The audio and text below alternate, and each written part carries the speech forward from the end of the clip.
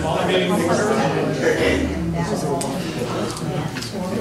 And so, can I have an approval of the agenda? And I would like to do one thing on the agenda, is I would like to move 12B up after the flag salute. Does that make your sense? Okay. So I would like to move 12B up to after 3A. Any other changes to the agenda? If not, may I have a motion to approve the agenda? I'll make a motion to approve the agenda. Okay, can I have a second? I'll second. Okay. All right, all in favor? Aye. Aye. Opposed? Motion passes 5-0. We'll have the flag salute, and tonight we have Michaela Bush, correct? So I would like to call Michaela Bush. She's a fifth grader in Joaquin Bernal's class at Evergreen. Come on up.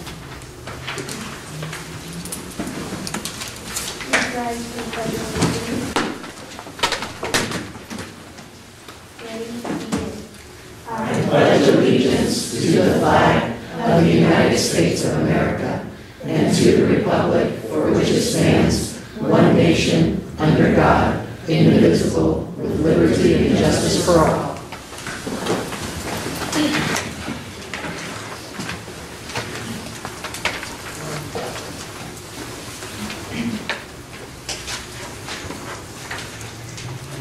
Of you?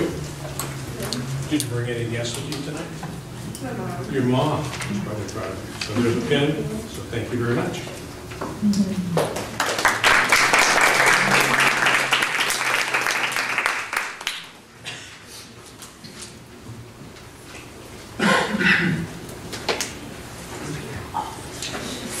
So we moved up 12B to now. We have a few speakers on that. So action. So who has that 12B? I can cover that. Okay. Need to get to it. And I have speakers, so I have speakers after. Yes. Yes. So this item right here, 12B, is a public hearing that will be held after we hear from the speakers to receive input from the community on the recommendation from the Rancho Cotati High School Citizen Advisory Committee to name the new gymnasium after a former employee of the district, Henry Sarlat, who's a well-known coach and community member. And so we will hear from Mr. Jim Doherty on behalf of the Citizen Advisory Committee that developed this recommendation, and give us a little bit of background and why the committee has chosen Mr. Solai for this recognition and honor. So I would ask that President Brown ask Mr. Doherty to the podium. Okay, he's coming down. Thank you. Long time no see. Been a while. Yeah. My I kids. think I coached every kid. Every kid, okay. That's good. I want to thank you for inviting me here tonight. It's an honor to be in front of the board. And I was nervous coming, and Martha, my wife, said, "Jim, you're talking about Hank." And I said, "Yeah, you're right. Nothing to be scared about." Hank and I had met here, almost in this very room, in 1965, 66, when it was Rohnert Park Junior Senior High School. 2 years later, Hank and I moved to Rancho Cotati High School. And that's when he developed a lot of programs. He helped me establish the wrestling program at the ranch that had started here before. And he helped me in the baseball program. He was involved with all the athletics at the ranch. At the ranch, I was a wrestling coach first year. I didn't know anything about wrestling except don't get a chance. My only experience in wrestling was wrestling a blind kid at Hayward High School when I was a sophomore. And the coach pulled me out of a PE class. And I said, well, I've never wrestled before. He said, that's all right, just don't get 10. Well, the kid beat me 2-0, but I didn't get 10. So Henry told me, he said, Jim, don't worry about it, buy a wrestling book, study some moves, go home and have your wife Martha help you practice the moves. And she did. She's a good sport. So 7 years later, Norm Hansen took over, but Hank helped me right through that period. And he also helped me in baseball, not just stats and evaluating talent, but also in keeping the records and the baseball field in good shape. Hank was all around.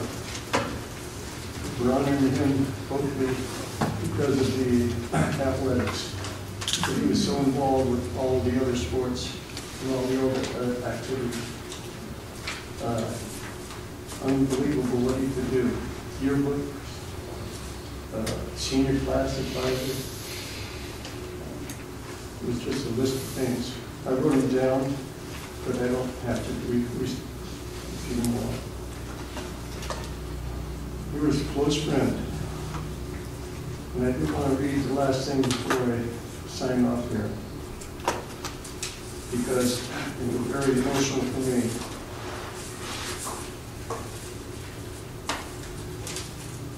The last time I was asked to speak about Henry Sarlap was at his funeral. Between crying and sobbing, I finished my remarks. This evening, I am not crying. I'm feeling his deep appreciation for this well-deserved consideration. On behalf of Hank, I want to thank all of you for giving him time. Thank you. Jim, you filled out a card too, so I assume if you were speaking again, you'd just say the same thing. Pardon? I've got a speaker card too, right, from you? No. Yeah. Did I get a speak? Yeah, Yes. okay, so we'll skip that. All right, great, thank you. So next I have Ed Conroy.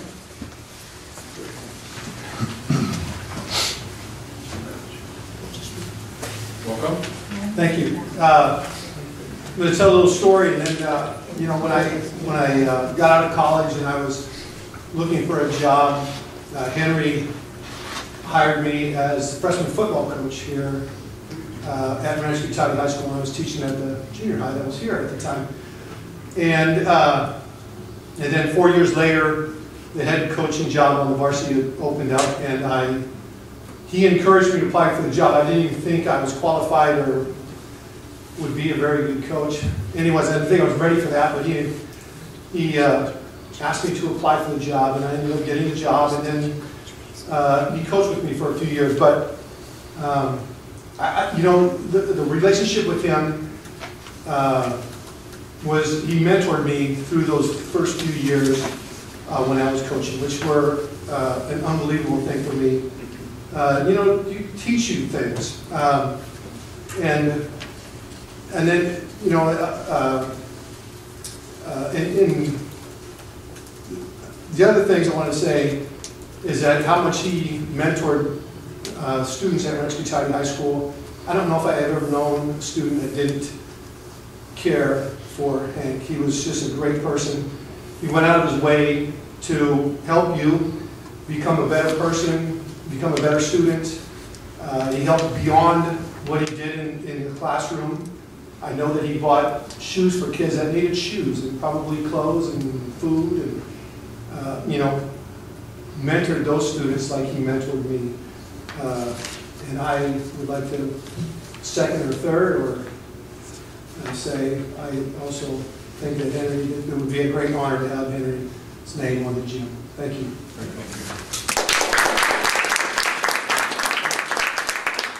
Dave Duran.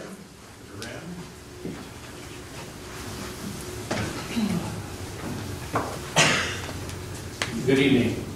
My name is Dave Duran, and I was a student at Rancho Cotati 1990 through 1994.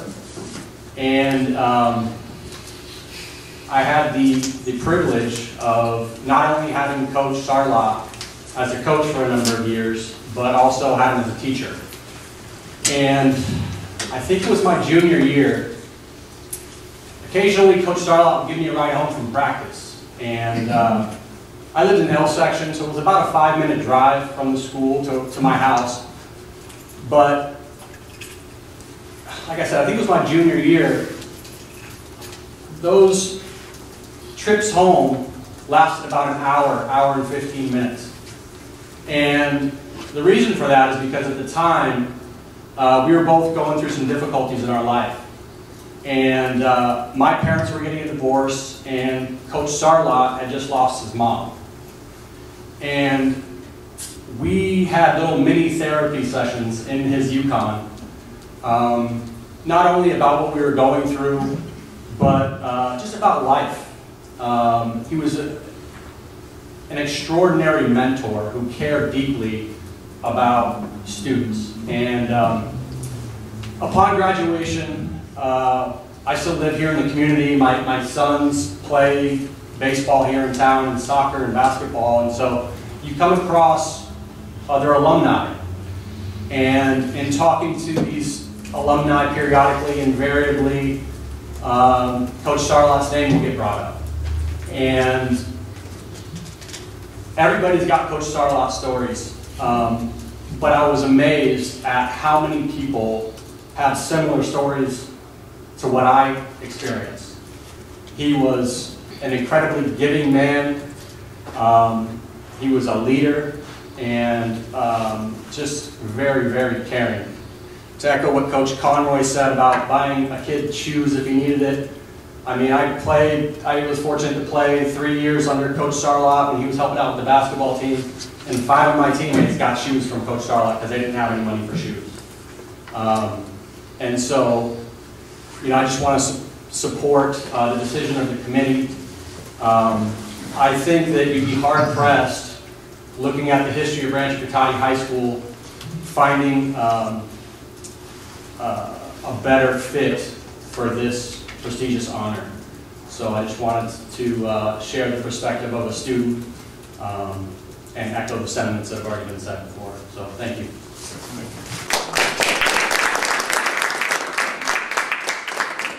J.L. Sarlot.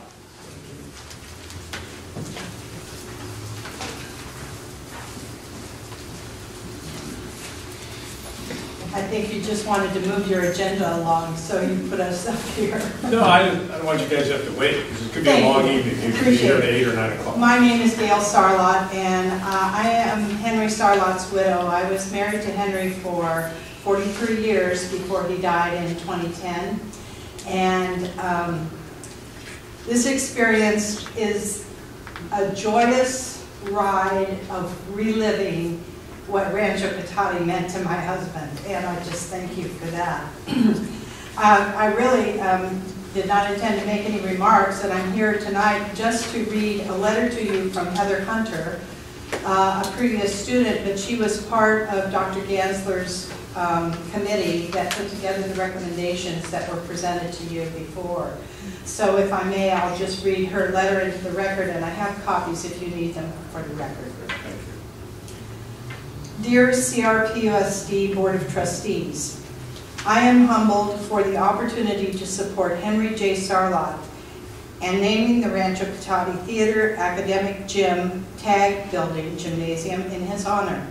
I am a proud Rancho Cotati High School student athlete alumna, RCHS Athletics Hall of Fame inductee, and a member of the Tag Building Naming Committee. As a member of that committee, I helped develop the tag naming criteria, and I believe that Henry meets all of the qualifications. I was fortunate to have Henry as my athletic director, teacher, mentor, and friend during and after my time at RCHS. Service, generosity, integrity, passion, these words describe the character of Henry J. Sarlott. He unselfishly served as an educator and teacher for the CRPUSD school district for 38 years, which included over 15 years of service as the RCHS athletic director. I was first introduced to Henry in my 8th grade year because I was the first girl to play football at Rancho Cotati. While I had heard feedback that the school administration and coaches didn't believe in a girl playing football, Henry ensured that I was treated fairly and had an opportunity to compete for a position on the freshman football team. This is one small example of Henry epitomizing RCHS's educational mission. I also had the honor to serve alongside Henry my senior year when I was student council athletic director. He had a passion for RCHS athletics and worked tirelessly to ensure that student athletes were provided the best extracurricular athletic experience.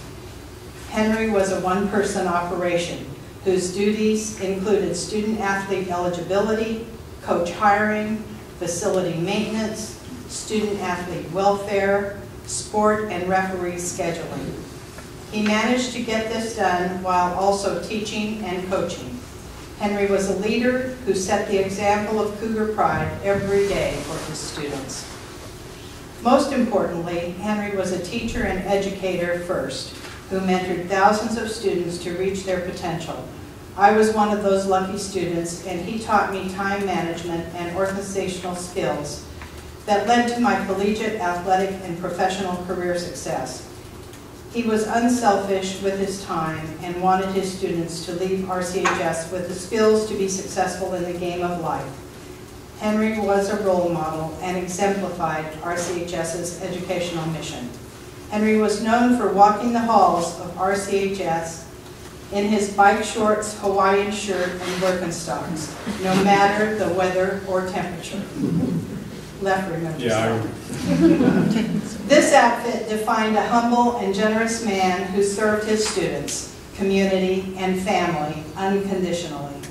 Henry went above and beyond his job responsibilities throughout his entire career to ensure his students had an outstanding educational experience at RCHS. Therefore, I ask the Board of Trustees to give the highest consideration to naming the tag gymnasium in honor of Henry J. Sarlott. Thank you again for the opportunity to speak with you about Henry J. Sarlott. Please reach out directly if you have additional questions. With Cougar Pride, Heather Hunter, 92, Executive Director of the University of California at Davis. And she is very sorry she was not able to be here tonight, but a combination of job responsibilities and recent surgery have kept her away. And I thank you for the honor of reading her letter. Thank you.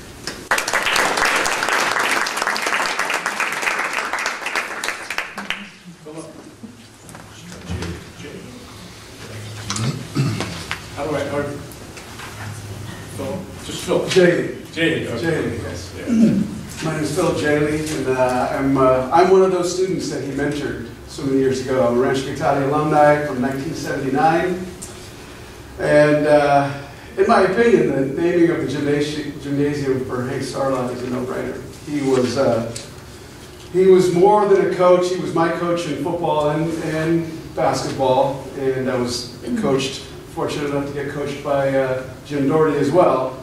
And watching the initial presentation by Dr. Gansler for the naming of the gym, one of the first things he said, Dr. Gansler, was having integrity. And there wasn't a man that I know that has as much integrity as him. He's in a very select few. He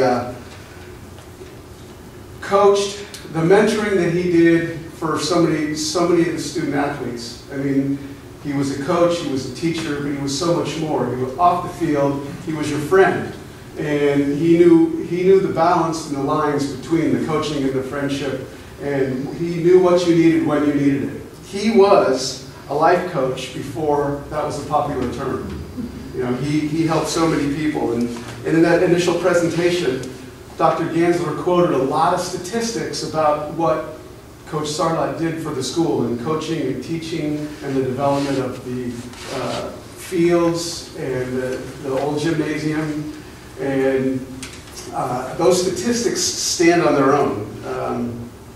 He, again, contributed, and you're talking about feeding and shoes and whatnot. He fed us a lot back in the days when we playing basketball in different tournaments, because we'd go to these tournaments and we were real smart young men. We didn't bring much food, and so a lot of times we got fed because of Coach Sarlat.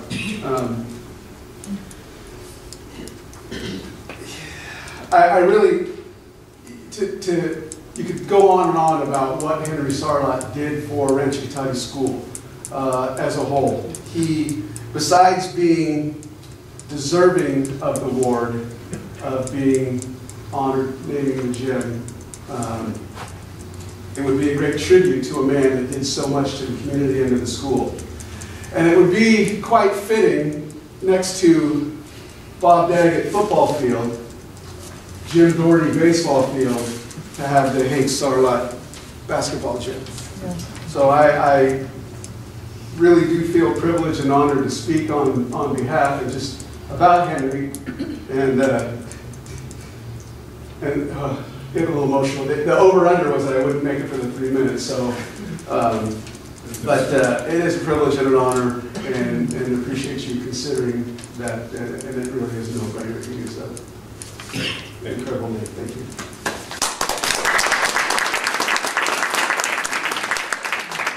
Last but not least, on What's that?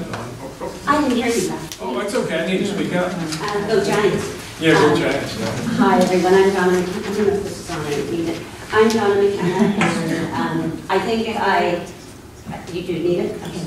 I recognize a few faces here. I think I coached longer in the Cotati Park Unified School District than anybody in its history. 42 years. I'm still coaching in Petaluma.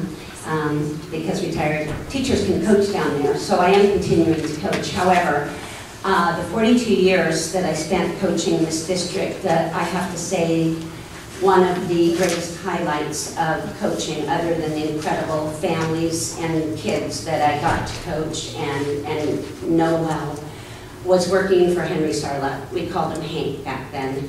And you have 3 coaches here who are dinosaurs. We're not extinct yet, but I think Ed Conroy coached 28 years of varsity football. I coached 27 years of varsity volleyball. Jim Doherty coached 23 years of varsity baseball. That doesn't happen anymore. Just like it doesn't happen that you have an incredible man like Henry Sarlat take a job as athletic director before there were computers, before there were all of the things that made it so much easier to keep records, to be organized, to make sure that every kid was eligible. I was privileged to be the athletic director at Creekside Middle School for 15 years, so I'm fully aware of the requirements of an athletic director. I have also worked for, I think, 10 different athletic directors, and I can tell you, Henry Sarlat was head and shoulders above any athletic director I have ever worked for. One of the most important things, other than his absolute organization, you could walk into his office and see probably more than 50 binders with labels of every single year, every single student athlete, every single sport. He could tell you anything prior to his taking on the job of athletic director up to the end of his tenure as athletic director. His biggest contribution, I believe, as a female coach and as a coach who, when I started here in 1973, we were paid $100 per sport. The female coaches. Did not matter how many hours you put in. For 5 years, we were paid $100 to coach each sport. Times have changed. Henry Sarlat was one of the reasons the times changed. He insisted that girls and women receive equal treatment in every aspect of sport. And I will never, ever forget what he did for the emergence of girls' sports, for making sure we were coterminous with boys' sports.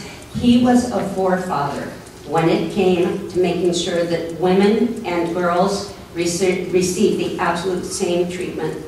So I would say that other than the fact that he was just a phenomenal man, an amazing friend, and the best athletic director anyone could ever ask for, he was pretty much all around amazing.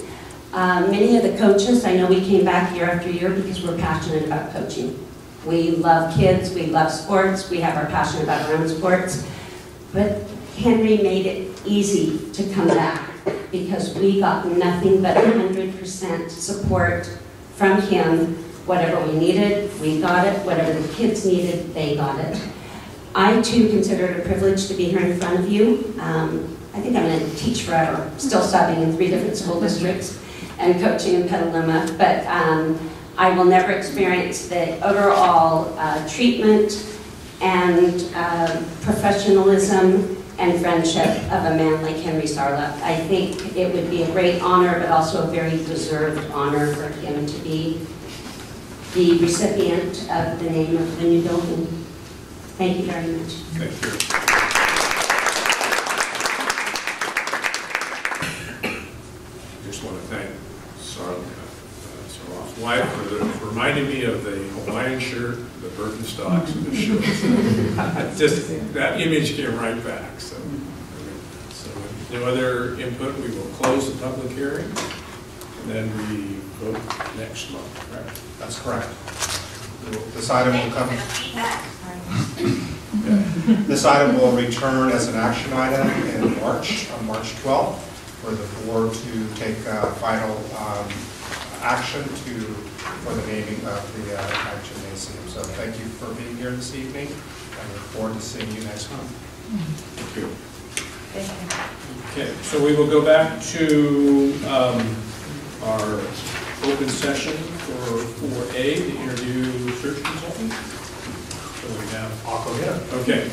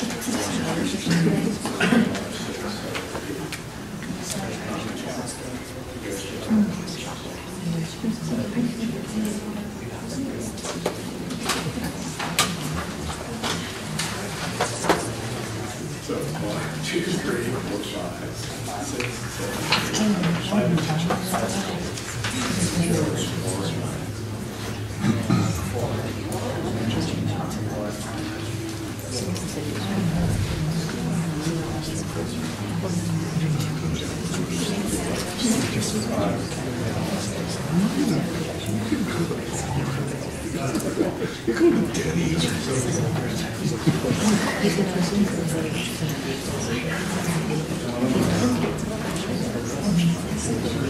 evening. Hello. Hi. Welcome. Thank you. Thanks very much.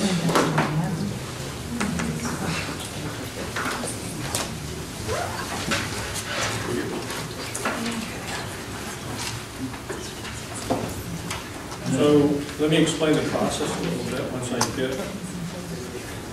We have the costume, correct? Yes, sir. Okay, so everybody, we didn't know who was going first, so who was on second, what's on third. So we will, we have 10 questions we're going to ask you. We will rotate through the questions. Feel free to ask any clarifications along the way. Roughly 50 minutes for this process. Trying to keep it consistent with each of the people that we're interviewing with. And at the end, if you have any other questions, we'll leave 10 minutes for questions. And we may ask clarifying questions throughout. So I will start out by getting the timer going, just to be consistent amongst. Could you please introduce yourself? Because I don't have papers in front of me. Sure. So, David Brown. Okay, thank you. Steve Goldstone. Okay. All right, I'll stop mine. Okay, so first question. Either one of you or both of you, please tell us why you want to do the search for Cotati Rohnert Park Unified School District Superintendent. Well, we've done a number of searches together. Okay. We live locally. Steve's in Vallejo, I'm in Napa. Okay. So, you know, I know the district somewhat. So it's the work we've been doing for the last few years. Both of us were superintendents for 25 years. And I think that it's just too important a job not to be involved in staying active. We're both retired. Okay. But staying active and participating in this process is something I think we both enjoy. One of the reasons we went into this a number of years ago when we retired was we spent most of our adult lives in public education, and retirement is both exciting and scary. And we wanted to see how could we continue to have an impact and an influence in education to make a connection. So we've been doing this we established the COST group in year 2000, and I've done a number of searches since then. Okay, great. Jim, you have the second question. Thank you, Mr. Brown and Mr. Goldstone, for being here.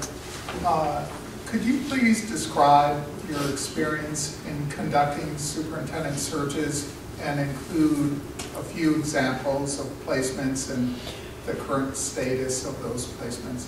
Thank you. Our group has done 60+ searches over the years. We don't do a huge number of searches each year because we don't want to be in competition with ourselves. There are good candidates out there, but there are not a huge number. So we want to be sure that we're not in so many districts that we're competing with ourselves. So we do a relatively few each year.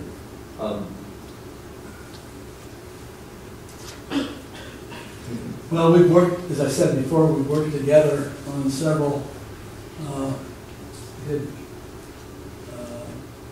San Lorenzo twice, did Novato, what else have we done? Tamalpais,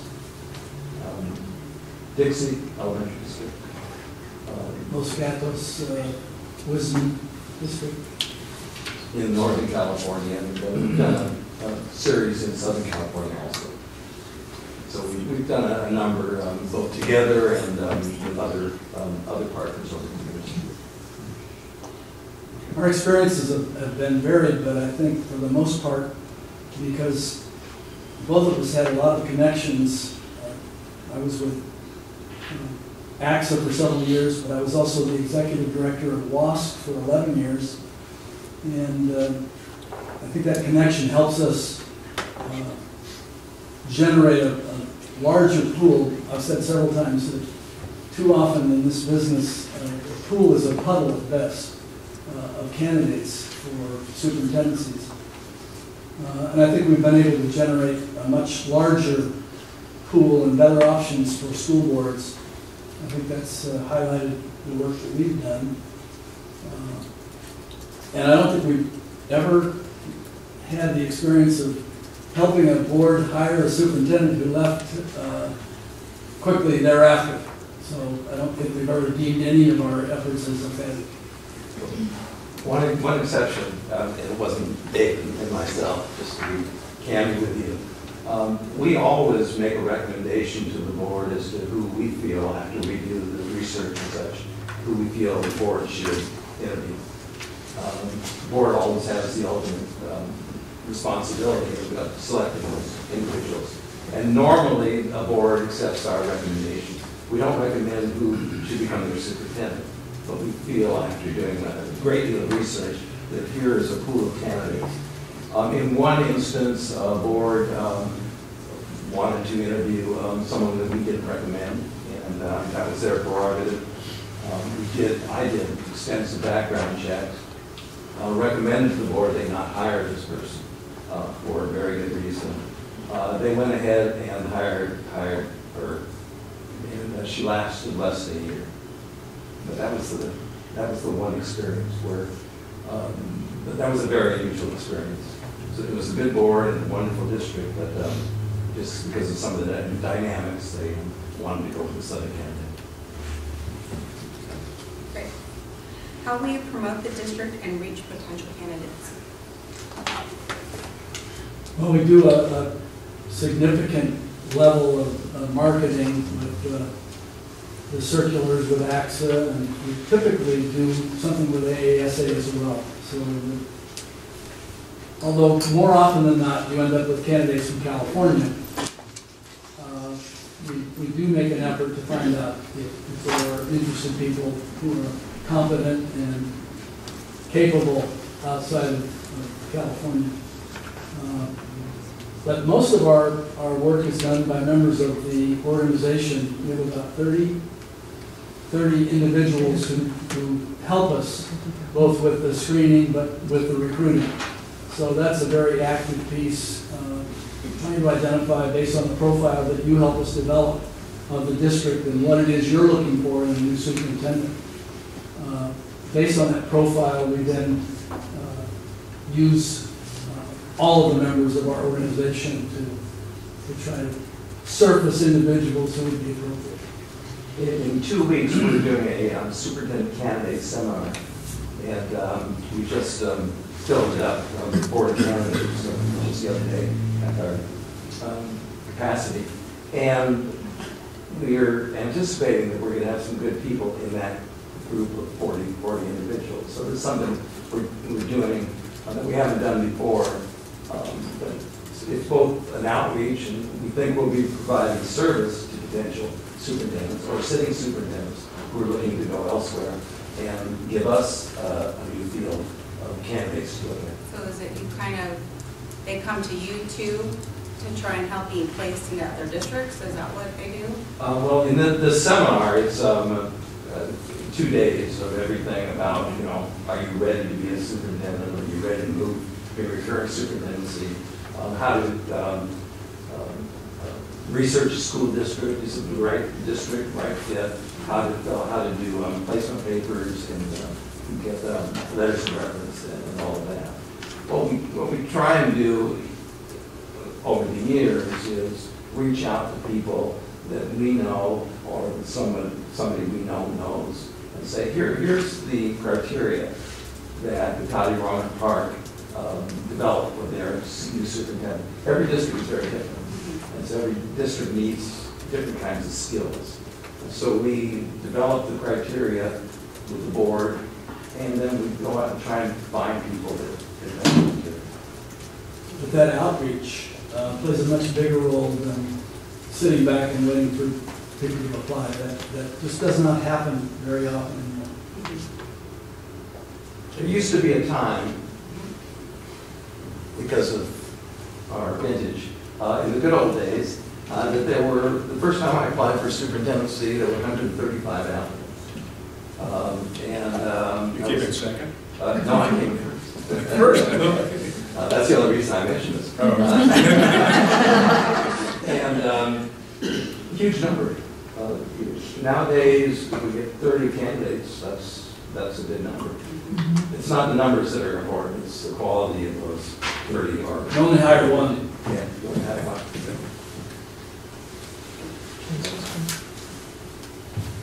What is your system for keeping the trustees informed during the search process?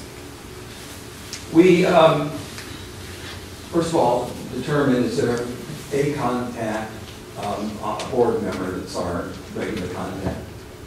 If there is, and it's usually the board president, someone that we keep in contact with. And, but if there's information about the process, we communicate through writing. We hold, I know the last superintendent search we did, we held 2 meetings prior to coming to the board with our recommendations, just to keep the board apprised of where we are in the process. So we try and keep the lines of communication open. We always, as a good superintendent would do, when we communicate with one board member, we communicate with all board members. And so we really try and make an effort to do that. It's a good practice. And our goal at the end of the process is that there will be 5, in your case, 5 board members who will support the candidate. And that's really crucial, that the board comes together and can determine the best candidate, and there is agreement. And so we feel if we keep the board appraised of where we are during the whole process, that outcome is more likely to be successful. And you own the search. It's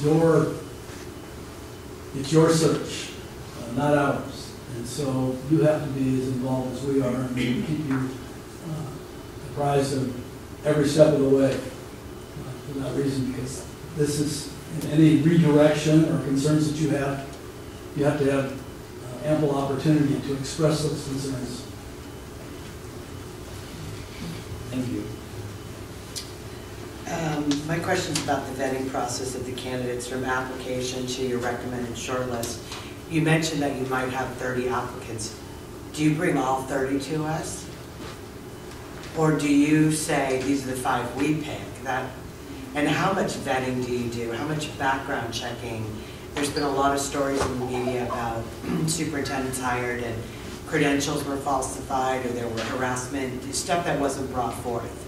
So we're looking to see how deep you're going to vet as well. Yeah, good question. No, we wouldn't bring you all 30 and expect you to interview 30 people. What we would do, let's say we have 30 applicants. We have a panel of our people, maybe 5 or 6, that will go through the paper files, through their applications, and look at the experience, look at letters of recommendation, see if there's a match between what you decided is the criteria for your new superintendent and the candidates. And so we narrow that down. At the same time, we deliver to the district the files of all of the candidates. And we ask the board, all of you individually, to review the 30. So that when we come and say, here are the 5 or 6 or 7 that we recommend to you that you interview, you may say to us, that those were our picks too. Or that board member may say, why didn't you select this person? And we'll say, well, this is what we heard, or this is where we don't think this person's qualified because of their experiences. I'll say, but we have an open conversation about the candidates. And then you, based upon our recommendations in your review, determine who you want to interview. We do extensive background checks. The fact that 30 of us in the constant group, and we know a lot of people throughout the state, and because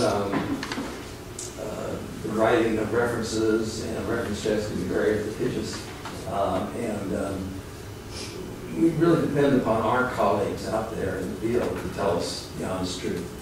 Because sometimes they're going to call us and want to know the honest truth about something. So I think we get accurate information We do extensive Google check. You can find, it wasn't too many years ago, some people snuck through, not with us. But you did do an extensive check with references and such, they can sneak through. Now with Google check, you can find a great deal about candidates. We also, at the end of the process, depending upon the finalists, we have one of our members who used to be in the Navy. That same? Yeah. What was he in the Navy? But anyway, that was his background. It's a stronger DOJ connection. Yeah. So. And so he does an extensive background check beyond what we do normally do. So we have not been surprised. There have been a couple of cases where candidates very clearly could have and should have told us something in advance that we find out about. And I know in one case, had this person explained the situation to us, he would have been a very good candidate, but we couldn't recommend him to the board because he wasn't forthcoming about this situation. He had a good explanation for it. We just didn't feel comfortable with the fact that he wasn't forthcoming in telling us about this situation that occurred in his previous history. I'd say that the formal search options are never sufficient. So unless you know people and know them well enough that they're going to be honest with you, which is, I think, a strength of our organization and our relationships, you can't be quite as confident when you're just doing the typical formal, even the Google search. You have to have people who have worked with them directly and know them well, who will be honest with you. And I think that's a piece of what we do that's pretty important. We do guarantee our candidates. So if you select someone and it doesn't work out for whatever reason, and sometimes that happens. It's like a marriage, and I understand that sometimes marriages don't work out. But we'll redo the search within a year. Only the expenses, no other fee. So I think over the years we've only done one of those. I believe just one.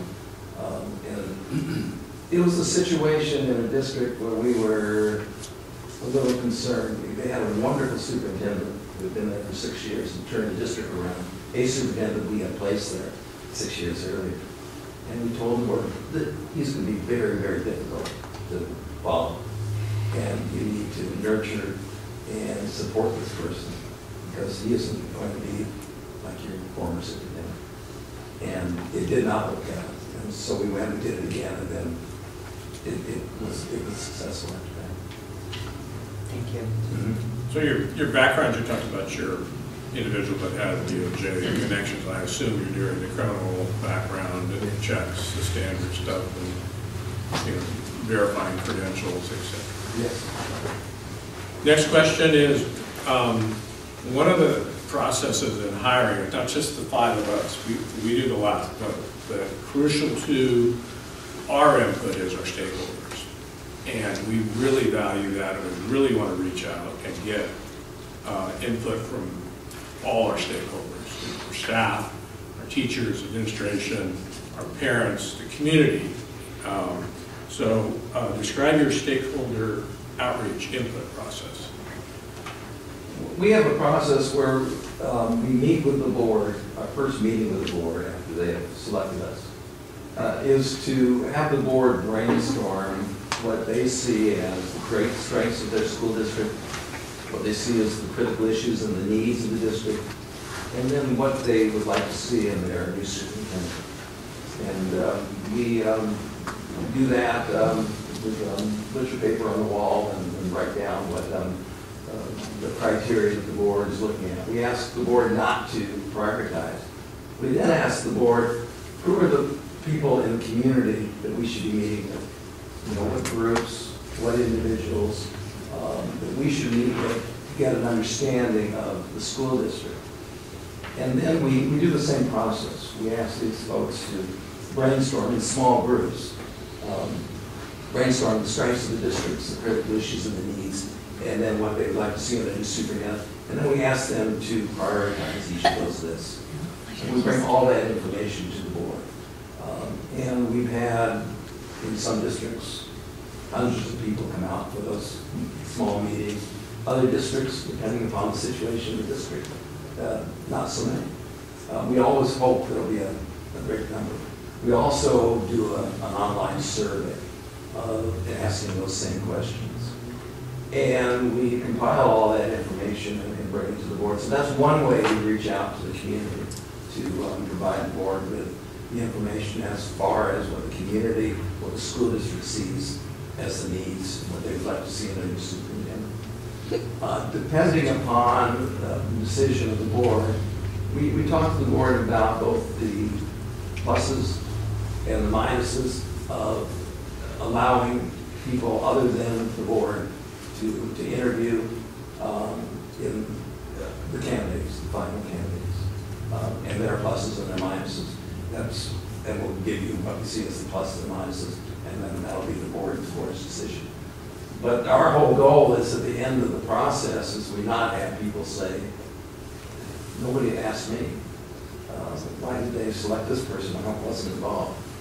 You may already have those kind of people, no matter how many times you offer the opportunity. But we want to be sure that we can say, hey, we reached out to the community. We reached out to the school district. We talked to the students. We talked to the unions. We talked to parent groups. We talked to the business community. We talked to members of the religious community. We tried, the business community, we try to talk to as many people as possible. And if any of those you've identified don't show up, we schedule the meetings. We didn't have the city manager or the city council or whatever group you had identified as important to have a conversation with, and we'll reach out ourselves. So at least give them a call and talk with them over the phone about some of their interests and issues with the district. So once we've collected all that information, and as I said, we bring it back to the board. We ask the board to look at the brainstorming that they had done at that first meeting and see if there's coherence between what the board had brainstormed and what all the stakeholders said. And hopefully there is congruence. It's not always the case. And we've had a few very painful experiences where we had to come to the board and say, hey, this is what your community is saying. And it's very different than what you as a board is saying. And it's still the board's determination. I know one of the most painful ones was, it was hard for the board to accept, but they did accept what they were hearing from the community to this process. And the criteria that they finally established after looking at their original list and then looked at what was unanimous throughout the community, the criteria they established really reflected what the community was saying. But more often than not, there is a great deal of agreement between what we hear from the school district and from the community and what the board has identified. Thank you. Before I ask the next question, just for some of us who don't know the acronym of AXA, is it Association of California School Administrators? Exactly. You got it. Okay. 2 points. Sorry about that. We should not use those acronyms there. Could you please describe briefly the timetable of the process and some of the key milestones? You're on. Okay, I'm on. I believe you would like to see a new superintendent here July 1st. Correct. And so it would be important for us, if we were selected, to begin very quickly and to meet, have that first meeting with the board so that we can gear up and get those community meetings going. And so we see an initial probably 2 or 3 weeks of that process.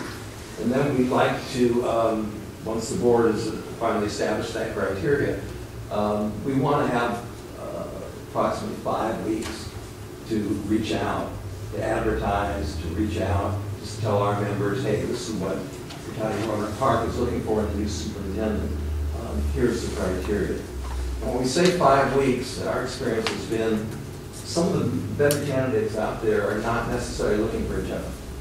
They may be very happy with what they're doing, satisfied. It just wasn't on their map for this year.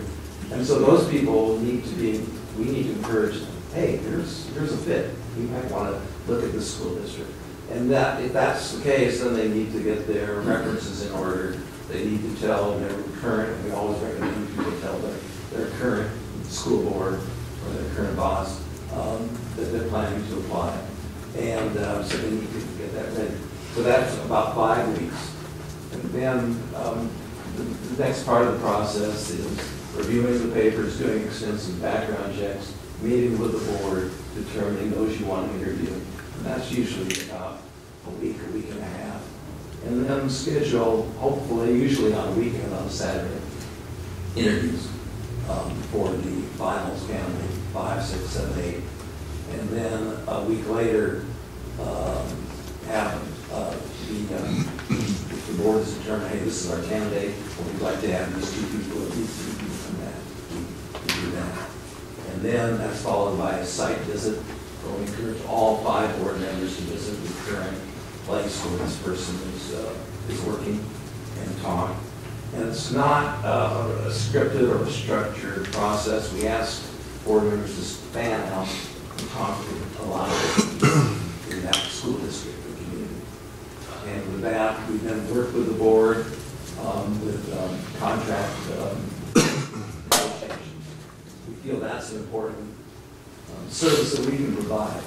Very difficult, it's unfortunate, I think. The very first business that a new superintendent has with their school board is negotiating a contract, which by nature is contentious. I mean, people want this, other side wants this, and the effort is to bring people together so everybody's happy with that final result. And so we feel if we can play that role, that's a very useful role we play. And then turn over the results after the board agrees to your district lawyer to work out a contract. And then it's July 1st and we have a new superintendent. That gives us about 90 days working time. Yeah, so it's going to be a tight schedule. Yeah, it's, here we are at the end of February. Right. But it works. Okay. It works. I have to tell you, and it has happened a couple of times that we went into August. We got started a little later, went into August, and we said to the board, you know, you're going to have this next superintendent, hopefully, for a number of years. So if you can wait another month so that we can complete the process, we advise you to do that. It's happened a couple of times, but you're still in the ballgame as far as the time frame. Can I ask a quick follow-up? You said that the candidate should be notifying their current board if they're currently working, that they're looking. Now, our understanding is there's a closed process and there's a partially closed or open or somewhere in between. Would it be a flag for you if that person said you can't talk about this in open session at all because I don't want my board to know I'm looking elsewhere? We've had people, in fact, on our application, there's a box, can we check your current references? And when people say no, and they're a good candidate, we call them and say, you know, we really can't go forward unless we can talk to your references. What else can we base this on? Plus, I think we think it's an ethical issue that if you're looking and you have an interview coming up, you go over to your current boss to let them know that. And hopefully, if the person has a good relationship, we hope they have a good relationship with the current boss, they'll do that. Some candidates are nervous about that because this may be a great candidate, but maybe we recommend 5 people to you, but only 1 could get a job. And so the part of, that's why confidentiality is so important. The confidentiality, we've been talking about this, of letting everyone know, okay, here's your candidate. Someone could be a great candidate, but doesn't get the job, and then their home school district looks at them in a different light after that. So it's tricky. But again, we may have to play somebody else into there. I think we always did that as superintendents when we were at the stage that we wanted to move on to another district or another experience, we would let our boards know. Okay, thank you. So our 8th question was answered. I have another question. When you're doing your superintendent search and they have their list of references, do you seek other references on your own, such as union leaders, the mayor of the city they're coming from, different people that they would have worked in that they didn't necessarily put on their application? I think initially we start with those that they refer us to, but I think it's particularly, referring back to an earlier comment, an opportunity for us to identify people who know them well, that we know well enough to get good information from. I think that's an important part of the process for us. But, yes, we do reach out and make sure that we have solid information. Nothing is worse than feeling like you only have half information on a potential superintendent. That position is just way too important not to have a clear sense and total confidence that we know who this person is and what their capability is. We always like to see when they list references, they list union president, teacher union, class size union. That tells us something just by the fact they list them. But if they don't list them, it makes us even more curious to reach out to those references so that we try and expand. Because obviously, candidates are going to list those who are going to be most favorable.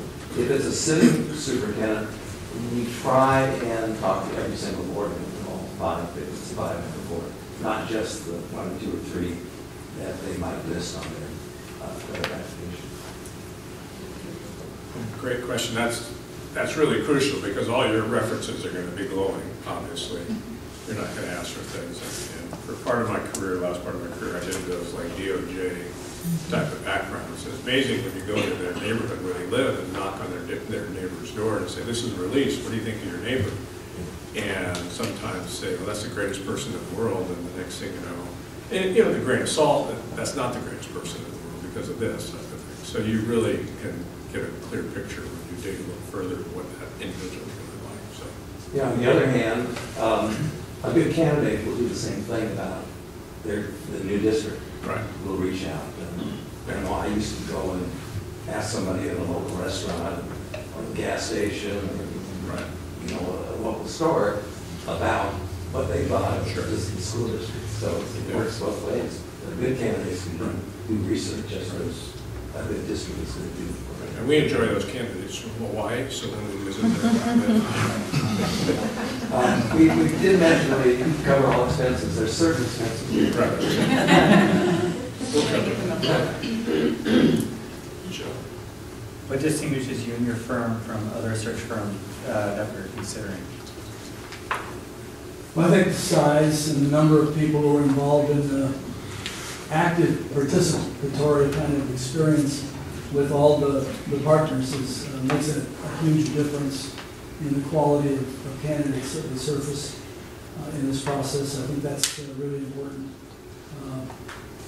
I think we try to avoid being critical of other organizations. We know most of them quite well. They're superintendents for the most part, with whom we've worked actively over the years.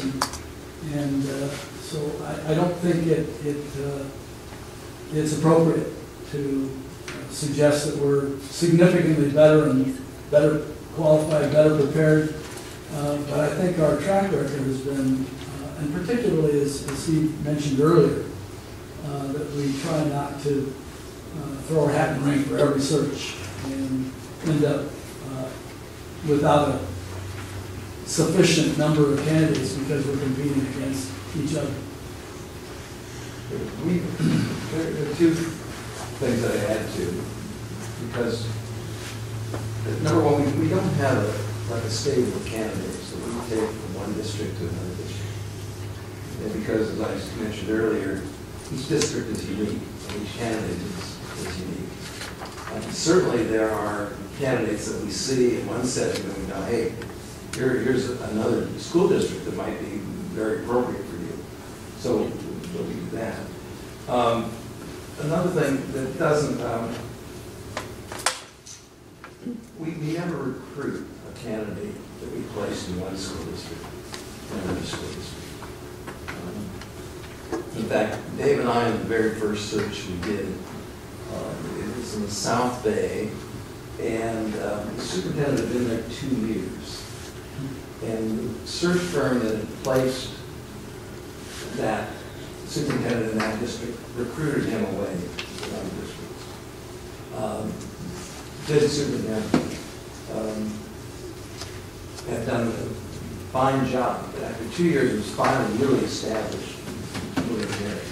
And we really saw the pain that created in that school district. So they lost a really good person. They lost it because the same people who brought them to the district took them away. So we made it practice. We've never recruited candidates. Now you might say, well, geez, you might replace somebody really good somewhere that we would be good here. But it works both ways. If we did that, we could also take them away. We just don't accept that.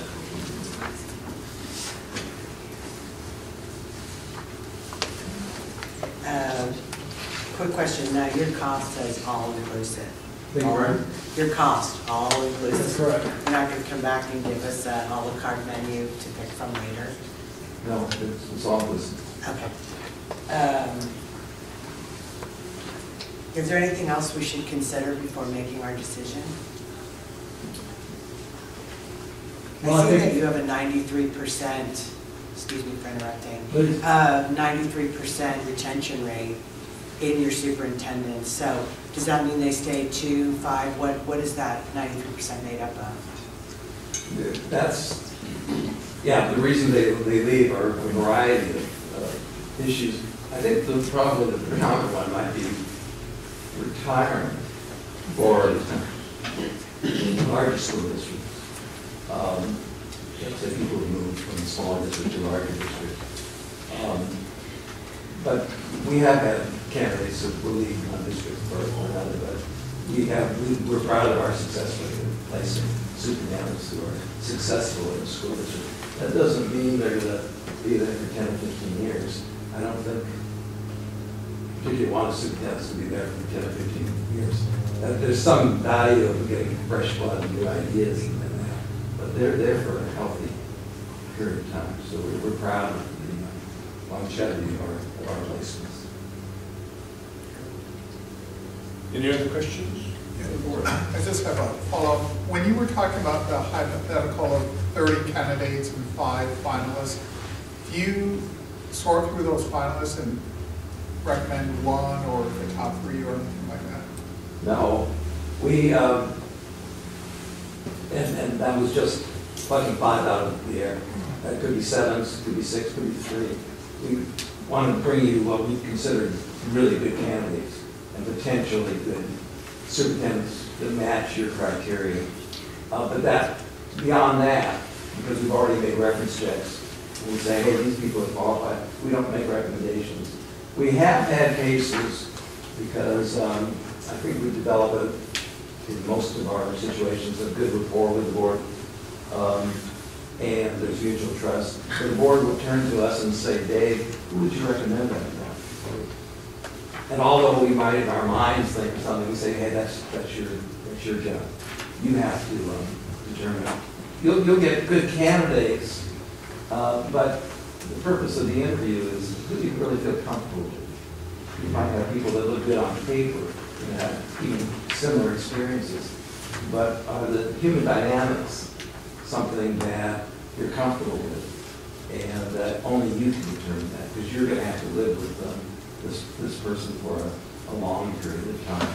So we'll make recommendations all along that you either take or reject, but that's when we get down to the handful of people you interview, that's yours. And again, you have all 30, assuming we have 30, or all 130, if that were to occur.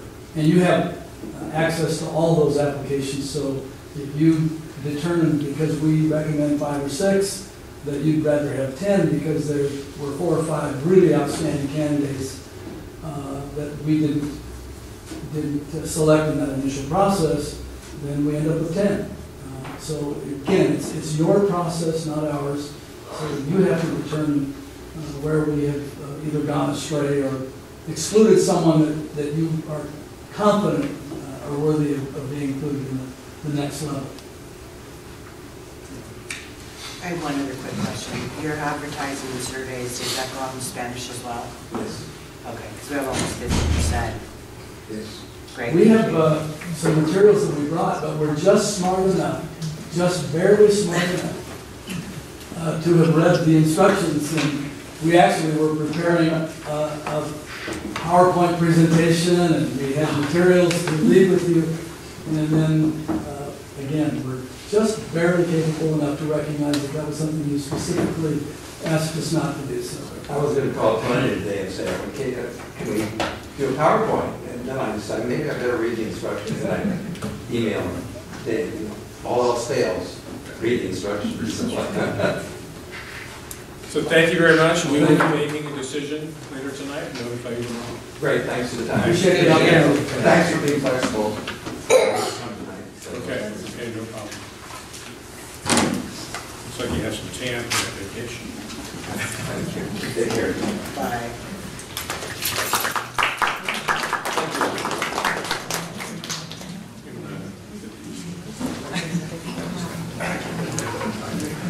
Okay.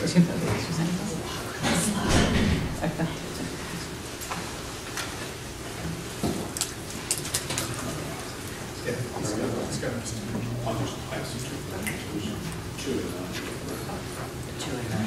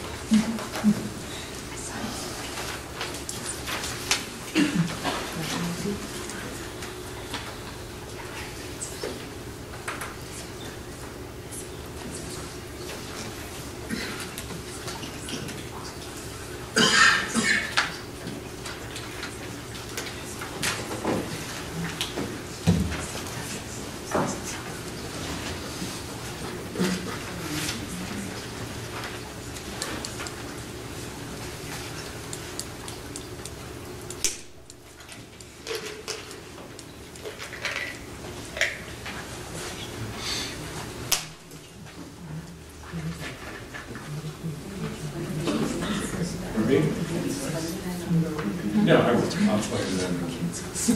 Maybe the audience. Okay.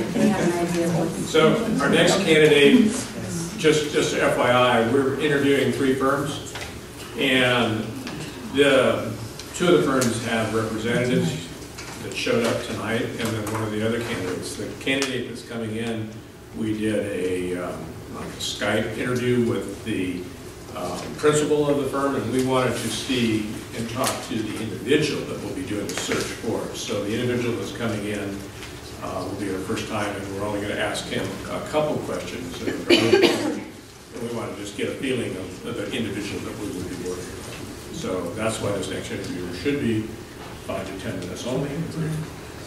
So,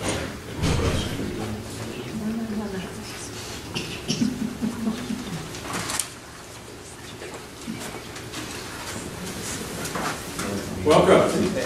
Thanks for coming back. We were here earlier for the others. So, I just to explain to the audience, we spoke with the principal of the organization on a teleconference. We wanted to meet you, because you're one of the 2 people who will be doing the search. And so we just have 2 brief questions, just to get to know you and get a feeling for who we're going to select in this process. Okay. So I have 2 questions for you, and then if other board members want to chime in. But we want to kind of keep it short because we're giving a time limit equal to each of the 3 organizations. So my first question would be, describe your experience in conducting superintendent searches and give us examples of the districts you have worked with and the status of the superintendents you have placed in those districts. Okay, and I'll give you a little bit, a picture on both sides. Okay. I haven't done a lot of searches, as in, a dozen or anything like that. I've been with the firm 2 years now. I've done a search in Carlsbad, New Mexico. That superintendent is still there. There's also, right now I'm in the process of working with Anderson High School District, as well as Fall River School District, way up north. And I've done a few presentations here and there throughout California. That's my limited experience. I've been working with veterans who have much more experience than I do. Kind of learning the trade a little bit myself. But I've also been on your side of the table as well. I served on the Orville Elementary School Board where we went through this similar process, and I also served as a mentor to that superintendent. I was on the board, I resigned, and to serve as a mentor for the principals in our neighborhood or community. And I tell you, I'm very pleased with who we were able to recruit. And it's nice to hear that some of the same superintendents, even though my experience has been limited in that, are still there. And not just that, but even the retired superintendent, and looking at principals that I've hired over the years, it's nice to see that even as I retire, they're still in their positions. I think we pay quality people who want to stay where they're at. I think it's a big plus. And just a little background, you and your partner are both retired superintendents, is that? I don't know a lot about my partner. Okay. So I really can't say that to list a whole lot about his experience with the firm. Okay. He's done anything like that. He lives in Napa, I believe. Or somewhere in there. Yeah, okay. So you've not worked with him? No. Okay. I've worked with Tom, who did the presentation, another gentleman from Idaho, Dan, and Aida, who's from Woodland. Right. So those are the parts that I have. And your firm's a national firm, correct? Right. Okay, second question. What distinguishes you and your firm from other search firms that we're considering? Very good question. I think the couple of things. One, I would say the quality of people that we have, the consultants that I've worked with and that I've made phone calls to. We have we have a broad base of consultants, and one of the big advantages of that is that, as an example, working with Anderson right now, I'm seeing applications come in from other jobs that I've been familiar with. And I'll use the example of Carlsbad. When I was there, I saw 5 names pop up that I remember applying in Carlsbad. And if I wasn't the person vetting those people, I could call my partner Dan and ask him, hey, what did you find out when you searched on this? So I like that we have that broad base that we can connect with different people. And we have over 100 consultants nationwide, and you see some of the similar names pop up, or same names pop up throughout the states. That's one piece. I really like that our company offers a guarantee that for whatever reason the person that we select in the end leaves, that we will go through the process again at no cost except for expenses. I think that's a big plus. I think we do a very thorough job in vetting the candidates. I've not heard, and I talked to a lot of different consultants, just in the 2 years I've been involved. I've kind of learned a little bit more about the trade, and it's nice to hear a lot of them say that districts have been very pleased with whom they selected in the end. I just think those are strengths of it, and having a good team, I think, as you have found out, if you have a good team with your board, it functions very well. Same with us, I think we have a good team where Tom's been able to partner us up with good people that work well together, and sometimes that gives you a good product in the end. With regards to your finalists and who take it in. Other questions from other board members? So you've only been involved in 2 searches recently, is that what you said? 3 right now. 3. Because you retired as long as there are other candidates. I have not been, so I just feel like I'm fresh, and one of the advantages for me is that as a superintendent, I think personnel as well. So I'm very familiar with the process and the selection process and coming up with questions and do's and don'ts and stuff that you interviews. So I think that's a plus for me. And just knowing I'm still fresh, even though it's been 2 years now, that I still have a lot of old ideas. And it was interesting conversation this morning with the superintendent talking about, instruction and assessment. And I get a lot of people saying, you should have retired. I know it was time to let the next person take over. Any other questions or questions for us? Do you know much about your connection with CSBA? Well, I know that we're the only agency that they sponsor. The California School Boards Association. Yes, yeah. So I've been to a lot of their training in regards to, as a board member, I've done a lot of their training, even as a superintendent. I would take my board at their training, so I like a lot of things that they do. We were just talking this morning about governance handbook that they have, a little sample that they put out. And get the superintendent to adopt that. So a little long track right now. We train on these new persons yes. And I like that we're partnering with them.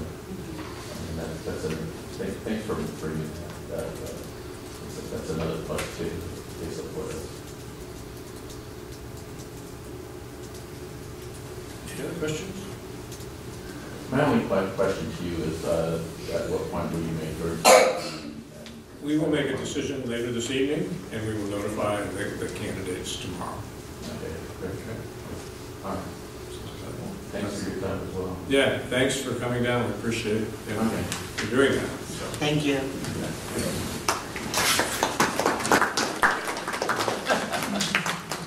So we'll go to 5A, Code of the Future. John Reed Elementary and Technology Middle School presentation.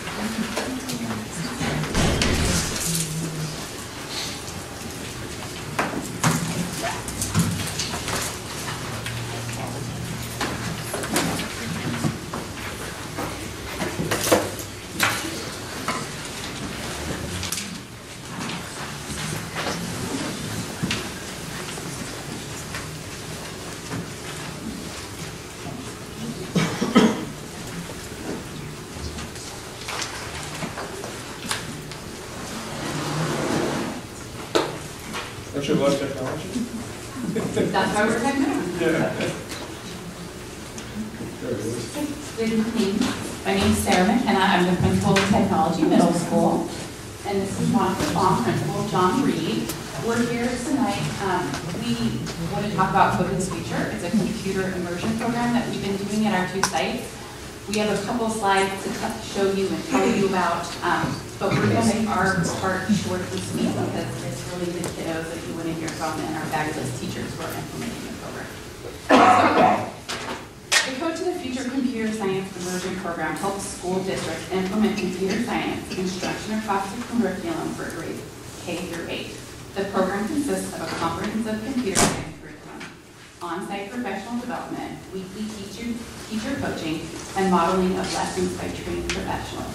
Over time, teachers learn how to teach computer science and fully integrate it into their classroom. So at John Reed, over the course of the year, the students and teachers have embarked on a computer science journey that consists of 3 learning cycles. In cycle 1, the students begin the fundamental computer skills of visual block-based coding with a tool called Scratch. Scratch was developed at MIT, and it's for a variety of users such as novice programmers because it's easy to read and use. So starting in kindergarten, the students are introduced to basic language features and learnings, and they gradually progress to more advanced topics. And we have some examples we'll show you in just a moment. In cycle 2 at John Reed, the older students, 4th and 5th graders, start working on maker projects and robotics. They learn more fundamentals of science through visual block-based programming, and they extended their learning to include hardware and software. This hands-on experience with robotics helps make the programming more concrete for students. And by having control over a physical robot and seeing what goes wrong, students learn what robots can and can't do, and they also learn the need for precise instructions. And so Ms. Rasmussen is our kindergarten teacher. She's going to talk a little bit about her experience as a teacher working with the program. And then we're going to have our Miguel, 5th grader. He's going to come up and demonstrate his robot for you, who has a name. Good evening, I'm Diane Rasmussen, and I'm one of the 3 kindergarten teachers at John Reed Elementary School. And when we were introduced to Code to the Future and code, block-based coding, the question was, well, what would a kindergartner do?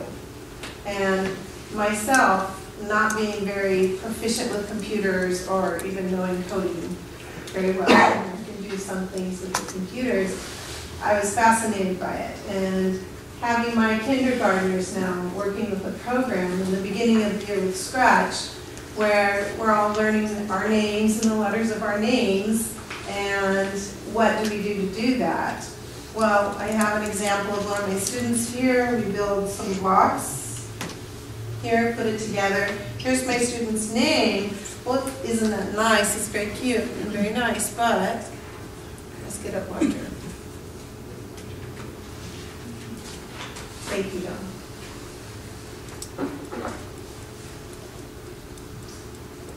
Sorry. Not going to work now. It's been waiting too long.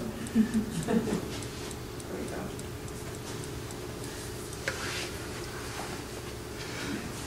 go. When we press the green flag, the letters would actually move.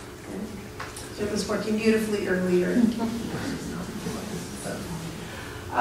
There was a problem in the beginning for myself and my class. Last year I piloted 1st grade, so the Scratch program didn't really identify me as a kindergarten teacher, so it would not allow me to save my children's work, which had a very wonderful silver lining.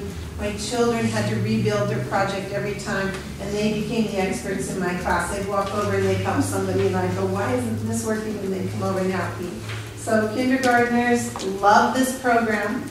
They love learning how to build with the blocks. They've experimented more than I could ever have hoped for with them, and have done some amazing work. And the second part of the program is we're learning, the older children are doing robotics. Well, what would a kindergartner do? Well, they need to learn some of the terminology of block-based coding. So we are building structures where we learn about overlapping and stacking, and how to build it strong, and also in dimensions, how many bricks high, how many bricks long. We each get to build our own building, our own home, and then we put it together in a bigger plan. So they're learning that their small part of, physically building a code will become part of a bigger code, and so to speak, in building little communities with these. He's going to show you his robot.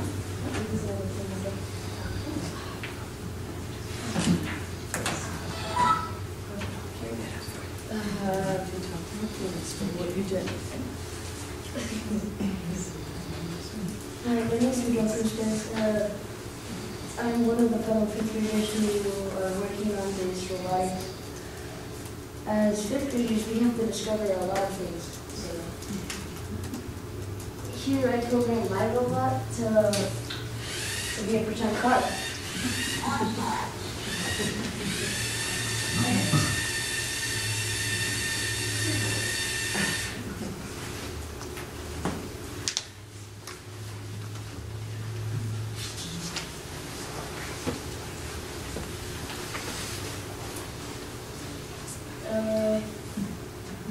Well, it's not just that, it's also another way of reimagining your imagination.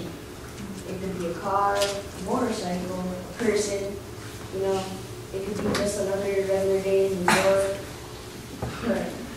or a passage cruise on the Titanic, or maybe just another solitaire story like Remy.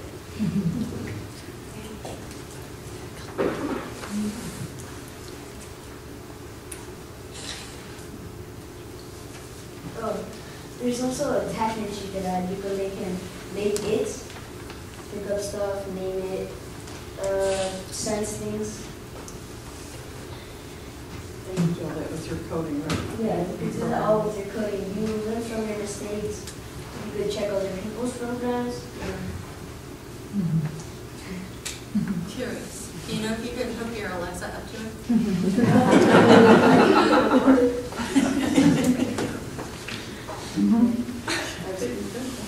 Probably Bluetooth.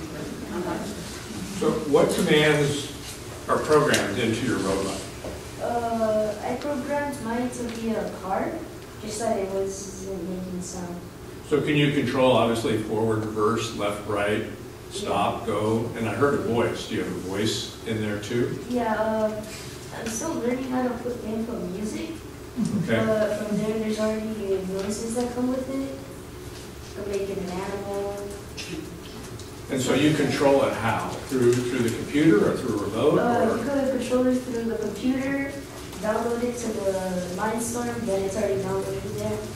You just press it, it does it by itself, you don't need a computer. Great, thank you.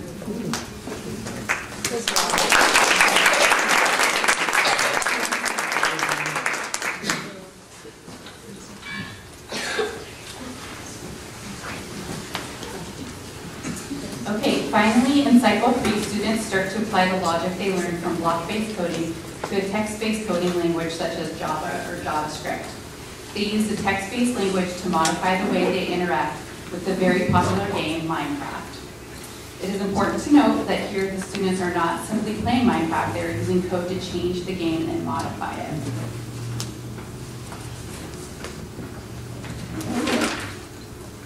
By middle school, teachers and students move quickly to integrate computer science with more content areas. They use their coding skills to create projects that were previously inconceivable in the classroom, such as an interactive website.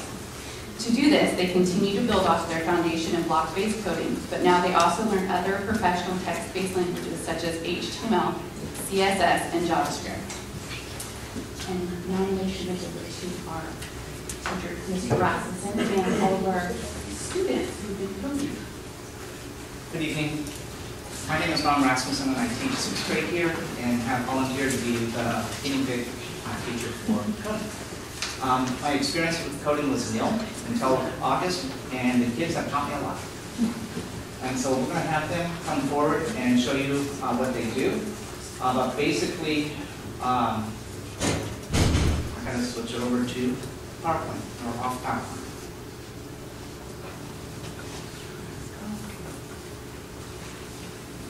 So we have 6th grade and 7th grade representatives, and then in the 7th grade class, we also there's an elective for 7th and 8th graders that can do Scratch, different type of coding. That is for game-based, and that's elective. We're in history classes together. Jim? My name is Giovanni Laduna. I'm in 7th.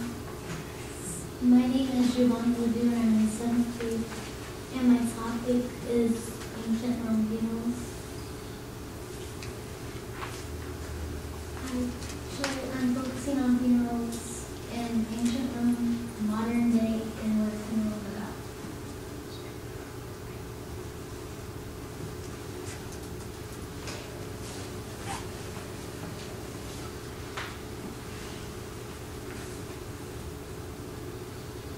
There are many types of funerals, from visitations to memorials to celebrations of life, and today I will show you the type of funeral.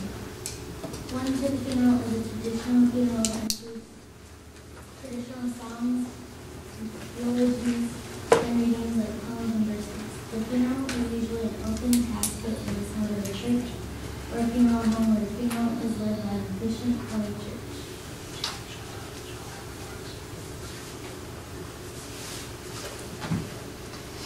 Here on recording, I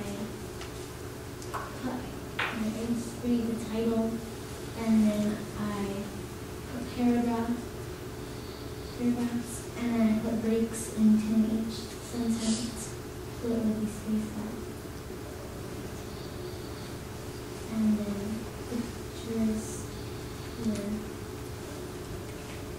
Hopefully, SIC pictures.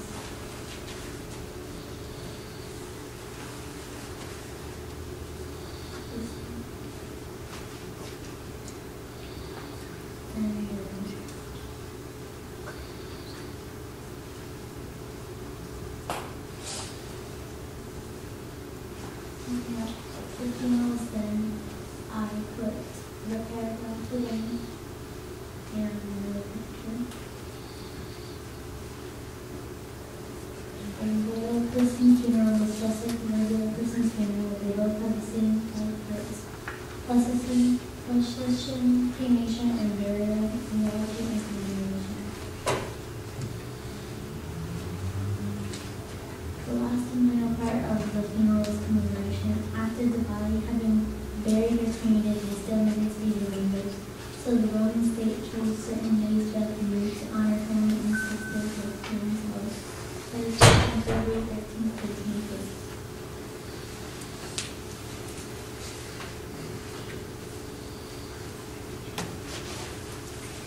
Thank you.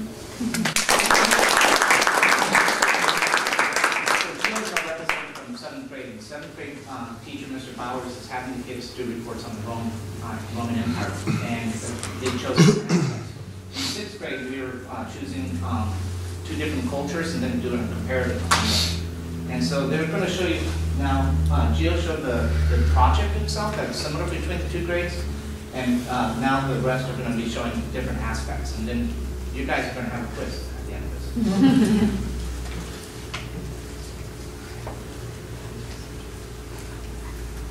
My name is Melissa George, and this is my video.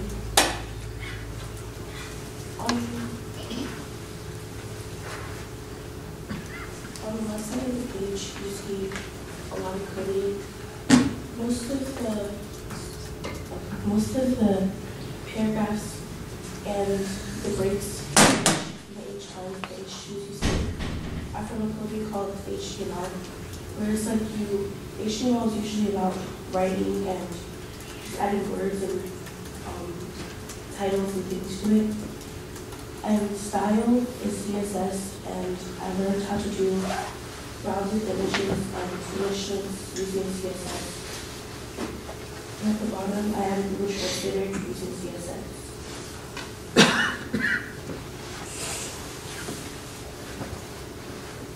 I also learned how to do links for each culture universal.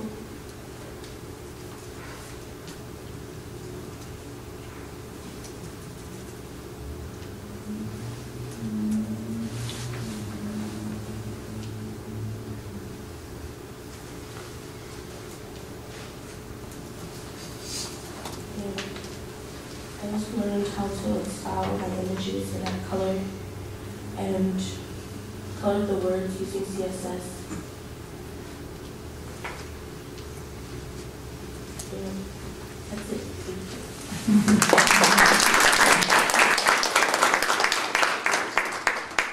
My name is Josephina McKee, and this is my webpage. On my information pages, I've been trying to put the images and the words side by side. And at first I tried a float cube, but then the words kept overlapping under the images, and it was all uneven in the orange line. It was overlapping the images below. So then I found the column cube, and you have to use divisions so that it's much more divided and organized. And for every photo, you're supposed to put the alt attribute. So people who have poor vision, they use a special program, and you write a little description of the image down, so that it says it out loud to them so they know what the images are. And on the home page, we have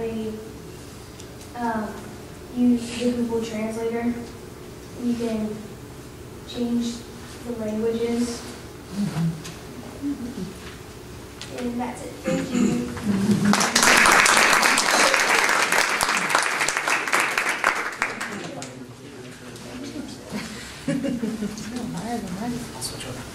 Hello, my name is Riley Farrell. I'm in 6th grade, and I have a quiz for you for HTML code.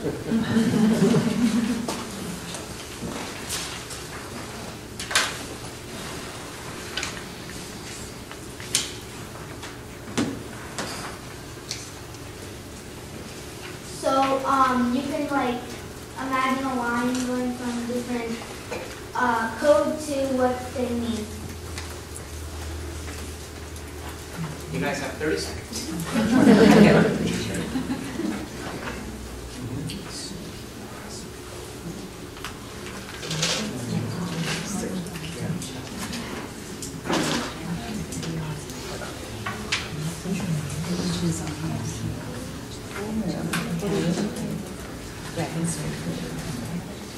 Need a little bit more time?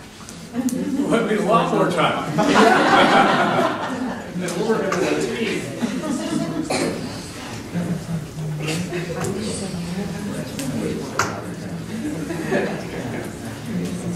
We got it done, teamwork. I called up my son that's a Java programmer. Texted me back the answers.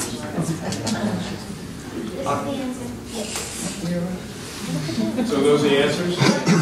Let's see how we did. I got one right. The second one is Heather. No, where's online is this. We got that. Great. We got two right. Three right. Three, I got 50%. You need to study more. How did the student representatives do? We switched the H ones. The H When one, there's H two with H's, it's kind of confusing. Those are the same two you got wrong. Thank you.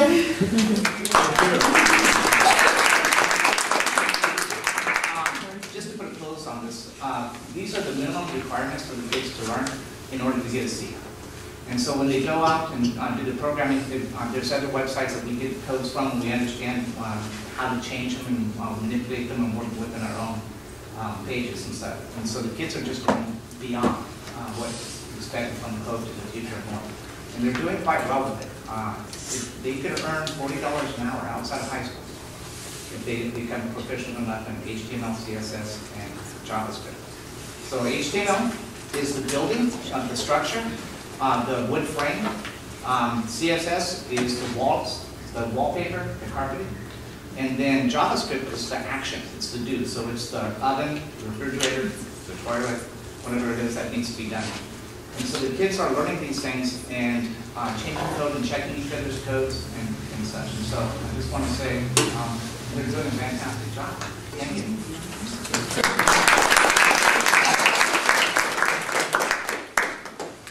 Just one question. What language runs everything in this phone mostly? I could be C++, do other types of things. Currently, this is the language used for web pages, so it's not it's not. I'm way inside the brain. Yeah, it's just from the assembly language with the binary code. Yeah. A lot of job. Yeah. Thank you. Thank you. Thank you for taking on something new. Yes, of course. It's been fun. We've had adventure. Thank you for providing the opportunity. Really have enjoyed this. Thank you. Thank you. Good. Take a break. Yeah, I see. We're going to take a 5-minute break. Okay? Stretch.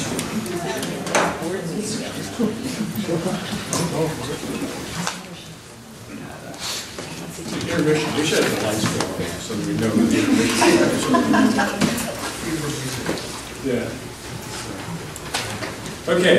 Back in open session. We will go public comment. I received no public comment other than the other.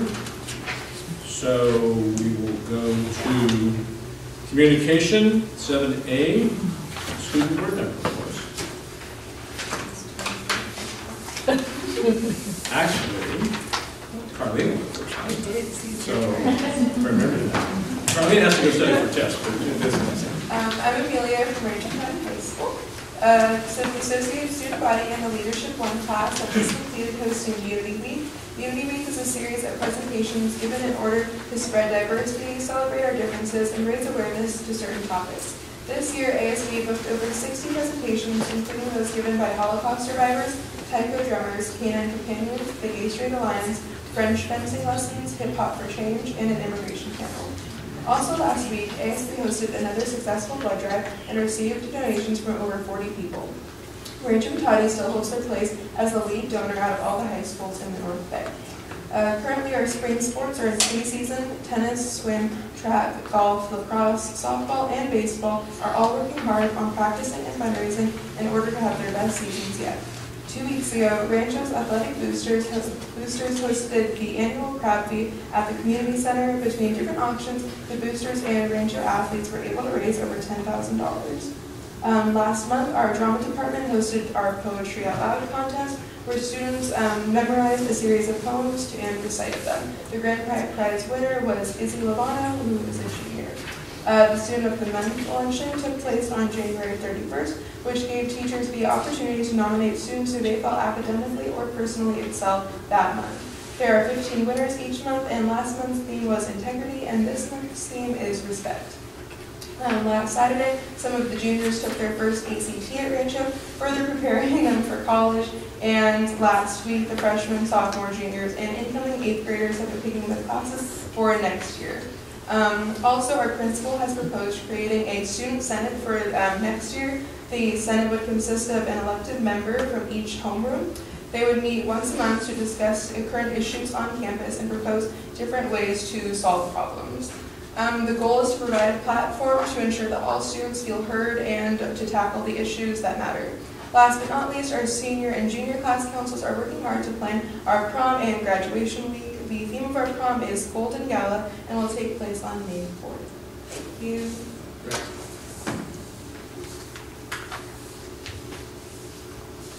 Good evening, everyone. I hope everyone enjoyed their 3-day weekend. In honor of our Fire and Ice dance last Friday at the Doubletree Hotel, we had a spirit week leading up to the dance. The days included Roasty Toasty Tuesday, Fuzzy Wuzzy Wednesday, Stoplight Day, and Fire and Ice Day. The dance was a blast, with half the room being decorated in fiery reds and orange and the other half with icy blues. On Valentine's Day, Medical Club had a fundraiser to raise money for the American Cancer Society to help those in need. January 31st was the 100th day of school, and to celebrate, we gave out donut holes to the student body. 2 weeks ago was Counselor Appreciation Week. To thank our counselor, Mrs. Lucchese, for all that she does, our recognition committee organized a place where people could write why they were grateful for our counselor and made a video with students expressing their gratitude. We are currently in our campaign week for next year's ASB Executive Board. Students have the opportunity to run for one of the 3 representative positions per class, and if they have at least 1 year of experience in the ASB class, one of the 5 captain positions, which are president, vice president, secretary, treasurer, and public relations officer. Those who are running try their best to stand out through posters and social media. Rep candidates each have the opportunity to give speeches to their respective classes, while cabinet candidates were able to make a 1-minute video that was shown in our weekly Tuesday news broadcast, Titan Tuesdays. On Thursday, we will vote in our Academic Support Clubs class, so by next week, we will know who our ASB Executive Board will be for the coming year. They will be instrumental in our transition to our new campus, so we are excited to see the results. Next week, our general member applications are open for ASB, so students can apply to be in the class even if they don't have a position. As it is crab feed season, we have been volunteering at multiple local events. Prom committee raised over $650 in tips from 2 consecutive crab feeds at the Church of the Oaks in Cotati on the 8th and 9th. Our ASB class just volunteered at the Chamber of Commerce crab feed, where we got to wait on many of the important members of our community, and our volunteers raised over $1,000 in tips. Our ASB is also working on our first annual talent show night, and it will be on March 8th at LJMS's presentation hall. Acts have been finalized, so now the committee has to plan the night down to the minute to make sure the event runs smoothly. I hope everyone comes down to LJMS on March 8th to see these students' hidden talents. Our basketball season just ended, and we had our senior night on the 7th. Unfortunately, our one boy senior, Matthew O'Brien, was injured and unable to play in his senior night game, but he had an amazing season with an average of 20 points per game. Our one girl senior, Kaylee Warden, had an excellent final game, finishing the season with a triple-double. Now, I didn't know what that was, but apparently she made 23 points, 11 steals, and 10 assists in one game. So it's as impressive as it sounds. Our spring sports have just started practicing, so we're looking forward to attending baseball, swim, golf, tennis, and track competitions. Amelia, you said that Principal Gansler proposed the idea of a student senate. And I really like that idea. I know, isn't it interesting? I like it because it gets other people's opinions that don't necessarily want to be in the ASB class or leadership class, and it gets a really wide voice also. And how many homerooms are there? I think in total there would probably be about 50 students in the Senate, and we would meet during their homeroom once a month. And so it's really a matter of getting all the teachers on board on sacrificing that day for the students.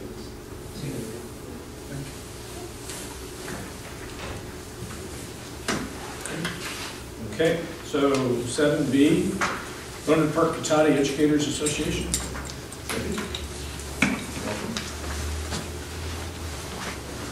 Good evening, President Brown, members of the Board of Trustees, Superintendent Rorick, and student board representatives. Great job, girls. Thank you, President Brown, for coming out to Richard Crane's showcase event on February 5th. All of the showcases have been very successful, and teachers have been able to highlight all the hard work their students have been accomplishing. We have had great turnouts and wonderful opportunities to interact with our community. We have also had very sweet and successful Valentine's Day celebrations. Kindergartners especially love to share Valentines with everyone in their class. And I'm sure there are a number of Valentines given out to special friends at the middle school and high school level. We appreciate the involvement of RIPSIA members in the Budget Committee and Special Ed Committee. Thank you for bringing us to the table and allowing us to give input regarding situations that impact our members. This evening I had intended to highlight the incredible work of technology middle school teacher John Rasmussen. He spoke during the Code of the Future presentation. But I would like to acknowledge his willingness to learn new and challenging material in order to help prepare our students with a skill set that will enable them to be college and career ready when they leave our district. I would also like to acknowledge all the teachers at John Reed and Technology Middle School who are working with the Coach the Future team to help provide our students with these invaluable experiences. Thank you, and have a good evening. Debbie, I have a question for you. You mentioned the teachers' involvement in the SPED committee and the budget committee, and are you getting any feedback from those participants in terms of process? Yes, especially, we're getting a little feedback about budget, the process you guys are going through, yes. And we're waiting to hear from special ed. Can you share any of that feedback you've got? Yeah. No, I mean, I'm not talking about details, but I mean, do they feel that their participation? It's not, you can't, it's not on the agenda to have a conversation.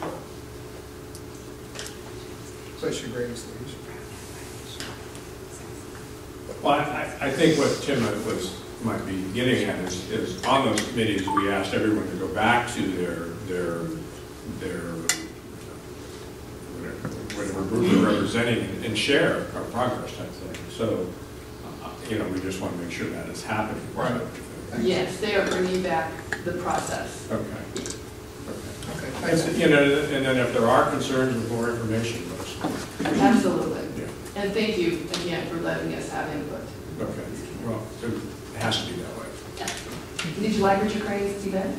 Pardon me? Did you like Richard Crane's I event? loved it. I loved it. Okay. It's fun seeing all the going into any classroom, any school in this district, and seeing the enthusiasm of the kids and the teachers and the parents. It's just that's what it's all about. That is what it's all about. I would like to invite anyone to come to our schools and check us out. It's really amazing. Thank you. I think we're going to have a record for the most board meetings in a couple of months here. So we've all been busy. So thank you. Okay, 7C, receipt of official correspondence with a letter from the Sonoma County Superintendent of Schools. Yes, thank you. Dr. Steve Harrington sent us a letter that we received on June 30th that stipulates that while Thomas Page and John Reed schools were not visited under the Williams Act settlement, that all of the reporting from the October 28, 2018 letter holds true, meaning that under the Williams Act, those schools were found to be fully compliant with such things as having standards of instructional materials for all students, and that the facilities are in good or excellent condition, that there are no teacher misassignments or vacancies in the schools, which means that all the teachers are appropriately credentialed, and that there were no reports of from parents or community members complaints regarding any of those items, so that the schools are continue to be considered compliant with those Williams Act regulations. So that is good information. And then the second communication that we received was from Eric Roser, treasurer for the County of Sonoma. This is an annual certification. Actually, it's a quarterly certification, excuse me, noting that the investments of the Sonoma County Investment Pool are in compliance with the county's investment policy. This is important to us because our funds are held by the county, and we actually do not have a checking account for our accounts, but we run everything through the county pool. And so when that investment pool is in compliance and in good shape, we are confident that our funds are secure and appropriately being handled. So this is their compliance certificate for the quarter ending December 31st. Thank you. So 8, consent agenda. Do you want me to read this? Tim should read that. Okay. Yeah, I recuse myself from item 169 and 172. On the commercial warrants. On the commercial warrants. Okay. All right, so consent agenda. May I have a motion to approve the consent agenda?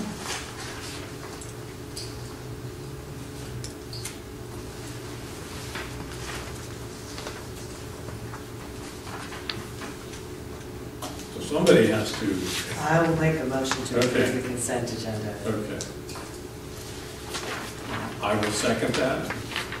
So, all in favor? Or wait a minute, if there's any questions before I do that? Questions? Okay. All in favor? Aye. Opposed? Okay.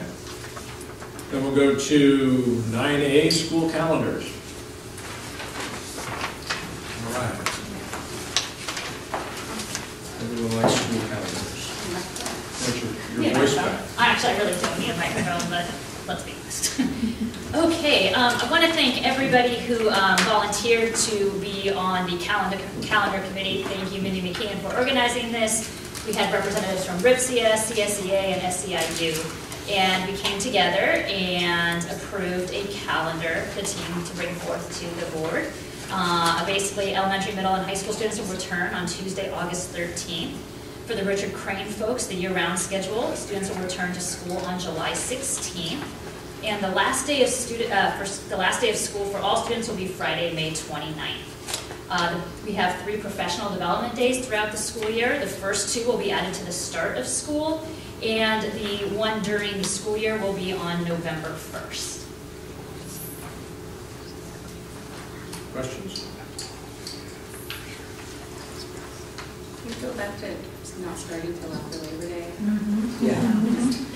Well, if I have my magic wand, sure. However, sorry is what the committee recommended. Exactly. I move that we approve the school calendars for the 2019-2020 school year. Second? I'll second. Any questions? All in favor? Aye. Opposed? Motion carries 5-0. Education Services 9B, Resolution 1819-10, designating alternative holiday in lieu of regular holiday. Okay, this is pursuant to Ed Code 37220E. Basically, the school board can revise the date on which a school observes any holidays except for Veterans Day. And the board must adopt a means of resolution for the assignment of this holiday. And we're recommending that the observance of Admissions Day on September 9th be assigned to the Wednesday before Thanksgiving by the means of adopted resolution. And Lincoln's birthday will be observed on Monday, February 10th, and the staff is bringing this forward. The reason for those changes are? Great question. I think it's just because we've always done it this way. Okay. Does it kind of, shorten the breaks or longer the breaks, type of thing, for the holidays, or just because? Just because, I believe. It matches up, so we could do kind of the three-day weekends, the two that we just had, 2 3-day weekends. Right. And then the one for September 9th, just when school has just started. Okay. He loves that holiday, it's right before the Thanksgiving. Okay.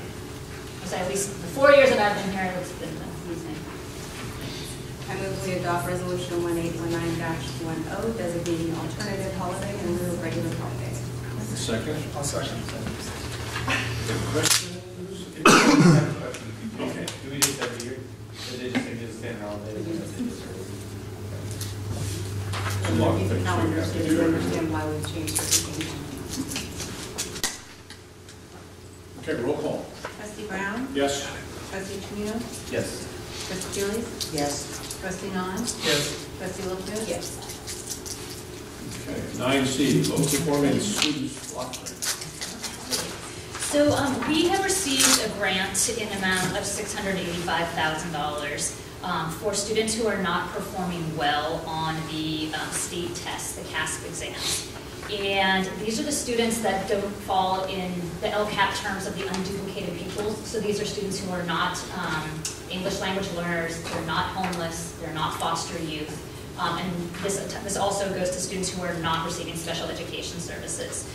So this grant, we can use the money over a 2-year period, and we have met with elementary principals and really decided to focus and target our early intervention for reading and our English language arts programs. So we want to continue to offer our Walk to Read program, strengthening the program, offering additional training and supports and new curricular materials. And again, with support staff allocated to ensure that our kids are performing at the highest level. And so bringing forth this grant, again, it must align to what we are already currently doing in the LCAP, which we are, and we thought this would be a natural fit. And right before our meeting this afternoon at 4:45, the CDE, California Department of Ed, called me and wanted to make sure that I was getting this block grant done, because apparently a lot of districts aren't aware of this grant. I said, yes, we're bringing it to the board tonight. And she said, fabulous. And I kind of ran by what we were thinking with her, and she said, great, that sounds fabulous. How much of this grant is going to salaries and how much is going to the kids? Materials. Yes. You know what, I haven't broken that out yet. This was just kind of a game plan. According to the LCAP, in terms of salary, potentially $200,000 a year for salary. That's a guesstimate, and then curriculum materials. That's a broad guesstimate. I can bring you back specific numbers. And this is just for 1 year? 2 years. 2 years, excuse me. We're spend about, is it equally spent about $340 something for each year? Or is it? Yeah. Yeah, okay, so it's somewhat uniform. Mm-hmm. Okay. Unless you bought all the materials in the first year for both? Could be. Well, when they fund us this money, are they giving us, I guess the better question, are they giving us half each year, or do we get it all, and then we budget accordingly? We already have half now. They've already given us half of the dollars, and then I think it's going to be determined once we go in. We have to file with CDE that we've actually are going to do the grant, we're going to accept the grant, and what the plan is. That's part of what we're doing here, and then the other funds will be released at a later time. So of the $340,000, 200 is going to salary. Is that current salary, not hiring new people? I want to thank Julie for staying on top of this and being in touch with CDE and making sure this comes through to our district. Thank you. Well, I can't take any of the credit. It's Tony and Robert. So I'll just do the follow-up. I'll do all the paperwork. So thank you. Thank you. I move that we adopt the low performing students block grant plan. second. Okay, any more questions? Not, I have a motion. All in favor? We've already had a motion. All in favor? Yes. Aye. Opposed? Okay, passes 5-0. Yeah. 9D, federal accountability. Okay, so under the Every Student Succeeds Act, 2 of our schools has been identified as requiring additional targeted assistance. And this is different than the California state system. So we have been going through a differentiated assistance process, working with the County Office of Education. Now this is for the federal kind of accountability piece, and these are schools who are receiving Title I, who could be receiving Title I funding or have a particular subgroup that is not performing well. And so the 2 schools that have been identified are Thomas Page Academy and Technology Middle School. So we are going to work to create plans of improvement for each individual school site. The details are still coming, are forthcoming, and I will provide much more information as we kind of learn this through this process. But I just wanted to make sure that the board was aware of this accountability piece. And I will be working with the site principals and key stakeholders to make sure that we create a true comprehensive improvement plan involving needs assessments, metrics for measurement, how we're going to do better, and the area where it really wanted us to focus was with students with disabilities.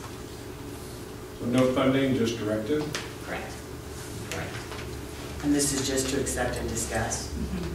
And so you don't know what the accountability is going to look like, and if it doesn't happen, what are the repercussions of that? No, they haven't told us much about this yet. This just came out at the end of January, so kind of working with the County Office of Ed too, trying to figure out what this all means.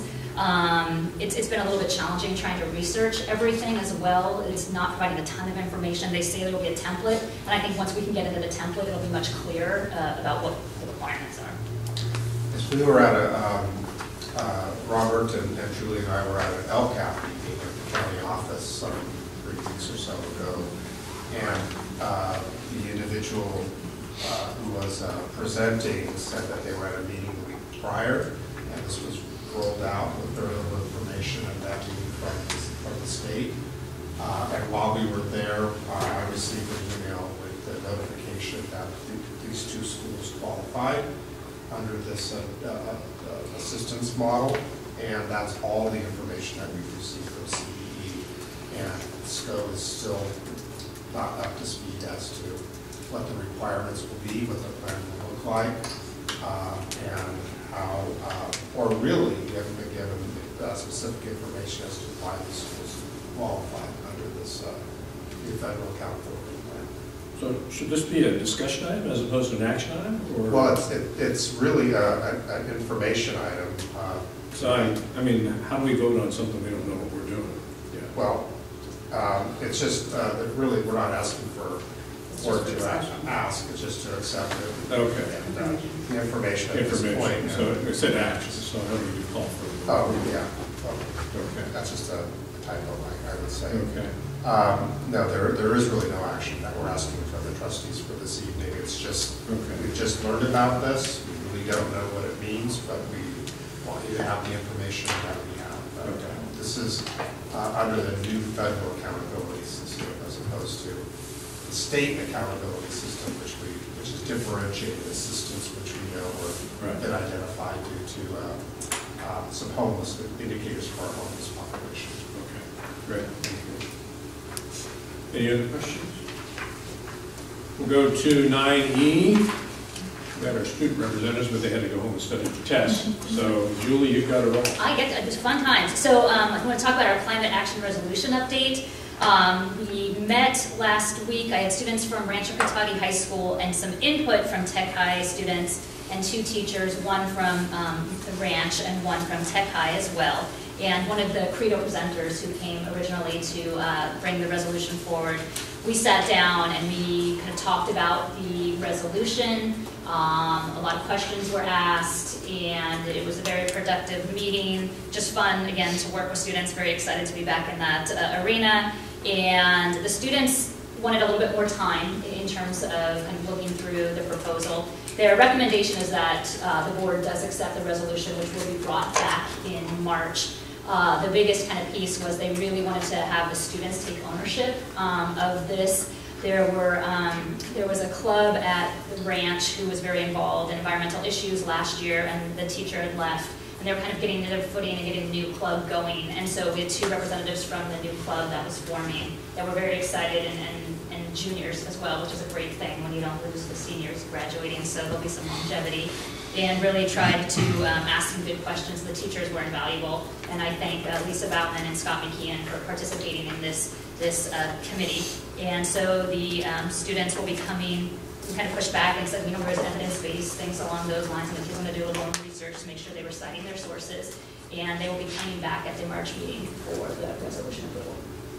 Yeah, and the resolution is getting more and more support. I think they're up to about 30 legislative bodies have endorsed this, and so a groundswell is building, and hopefully that'll result in some federal action soon.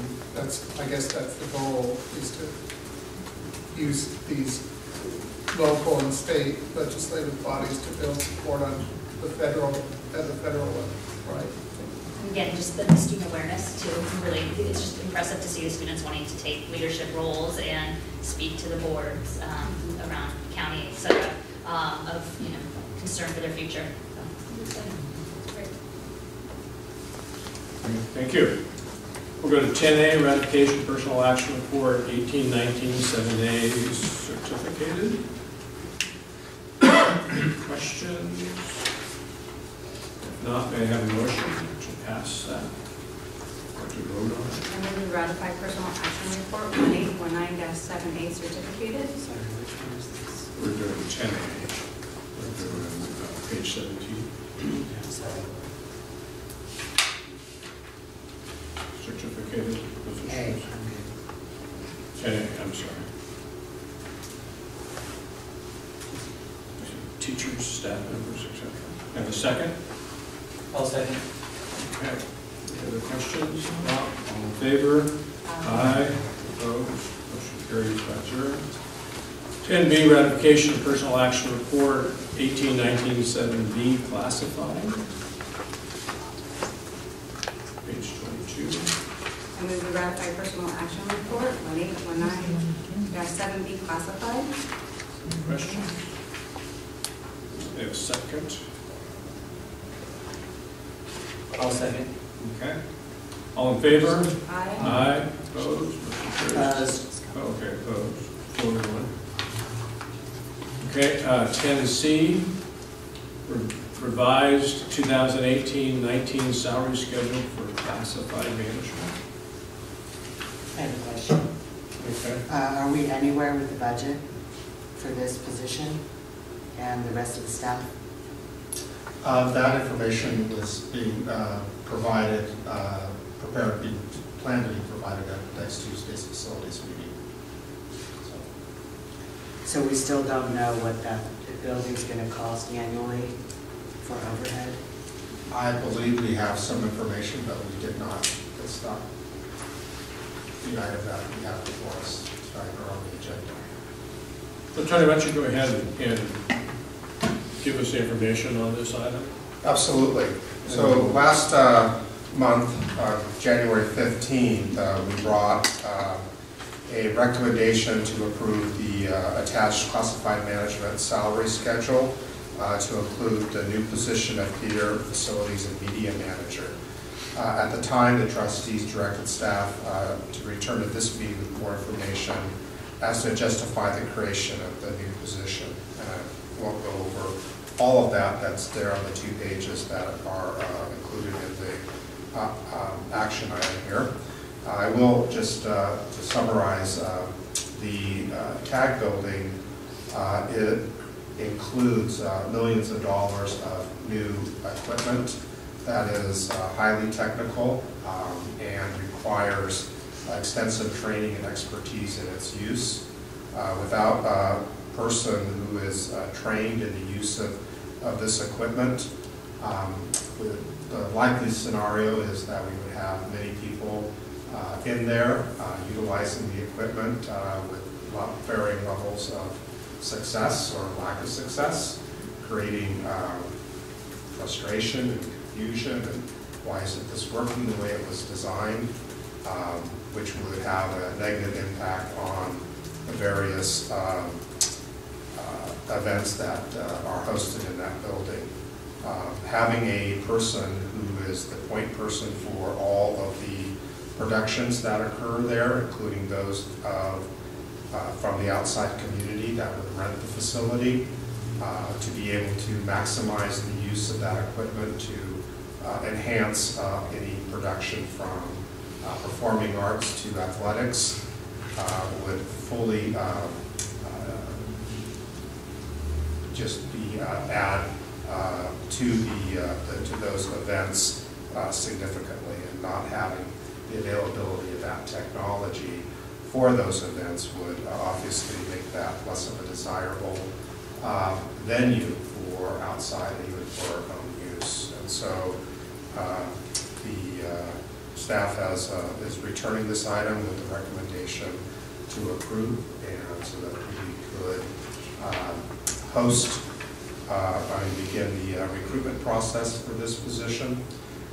It should also be noted that one of the position requirements is the video production and streaming of the board meetings moving forward. And so while we've appreciated the service of Glenn over the many years, that position, Glenn's position, would be phased out, and this person would overtake that responsibility. So there would be a net savings to the district for that as well. And once again, while the specifics of running the building outside of personnel are not being presented tonight, this particular position is contained within the budget for the remainder of this year and for the outgoing year. So there would be a net savings by creating this position and eliminating the consultant position on the financial side. So any questions? Yes. Sorry, go ahead. Oh, why is it classified as a management position? It's classified management because the position requires tremendous flexibility in when the person works, and with classified union positions, they need to have set hours. You cannot have a flex schedule within those guidelines of CSEA positions. So how is one person going to manage the phones and be the point contact for potentially being rented out? How are they going to run the equipment during night performances, weekend performances, perhaps during the day, going to classrooms, doing back to school nights? How is one person going to work, I don't know, maybe 50, 60, 70 hours a week, depending how many events are going to go on? Well, first off, that person is not responsible for scheduling the outside venues. We have a process for the community and even for internally for requesting the use of any facility, and that's handled through the business and facility departments. So that person would simply be given a calendar for when events are there. I don't imagine that we would be utilizing that building that would require this person's services beyond 40 hours a week, but if that becomes the case and those are financially advantageous for the district, then additional staffing may be asked for later, but that's not the anticipation. Certainly for our non-paying district needs, we anticipate that may be on 40 hours. So what is the cost benefit between the consultant we currently have and the salary with benefits? What's the net plus to the district between the two? Well, it's an on-record position for the consultant, which is an $80,000 a year contract. Provides more than just live streaming the board meetings, but various things that are being done under that would be subsumed under the position.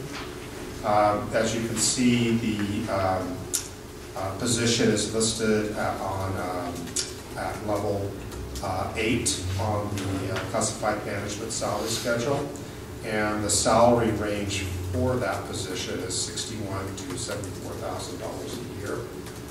You add benefits to that, and that's $60,000 with statutory benefits as well as health and welfare. You know, I would assume that that is probably close to a $90,000 position. Am I in the ballpark? Did you say 90? I was. So there is no savings then between using Glenn Jones services. It's actually a $10,000, $12,000 increase per year, correct? My only concern is this, and I'll just say it again. I am concerned that we do not have a budget. And I spent some time last week going through the basic, there's a plant association, and they have the basic cost per square foot annually for operations, utilities, maintenance, and it comes to about $310,000 a year. That's just the basic. And I'm concerned that we are looking at a $1.9 million deficit to close, and we're going to add another $310,000 to the budget, even if 80 was already budgeted for this position. We know we just hired another maintenance worker, correct?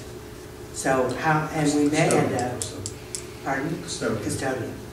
So the costs are going to start expanding, and we don't have the funds in the budget at this time. You should have income coming in from this building as well. And nobody can tell me what that's going to be either. Because they don't know yet. But there should be a plan of at least a projection of what the profit or the revenue and the expense is going to be, so we as a board that are looking at, sadly, cuts to our budget, how are we going to add another, possibly, potentially $300,000 to our budget? That's my concern. I cannot provide any number because I have not seen the work that the business department is working on in terms of the projected costs of keeping the building operating, PG&E, et cetera. So I don't know what that cost will be projected to be. The building is ready to open. It's there. It's going to be a jewel for the district and this community. And other than shuttering the doors and turning off the power, there are going to be costs for keeping that building open. I have a different take on this, and I really appreciate Chris's attention to the budget. I mean, she's made a huge contribution in such a short time, and I think it has to be said that the previous board and committee did not outline the plans for the costs in terms of energy in these positions. And so now we have to deal with this. But we've made this enormous investment in the TAG building, and I agree with the superintendent that we can't take a chance with this expensive equipment. And even though I have reservations, I think we need to move ahead with improving this position.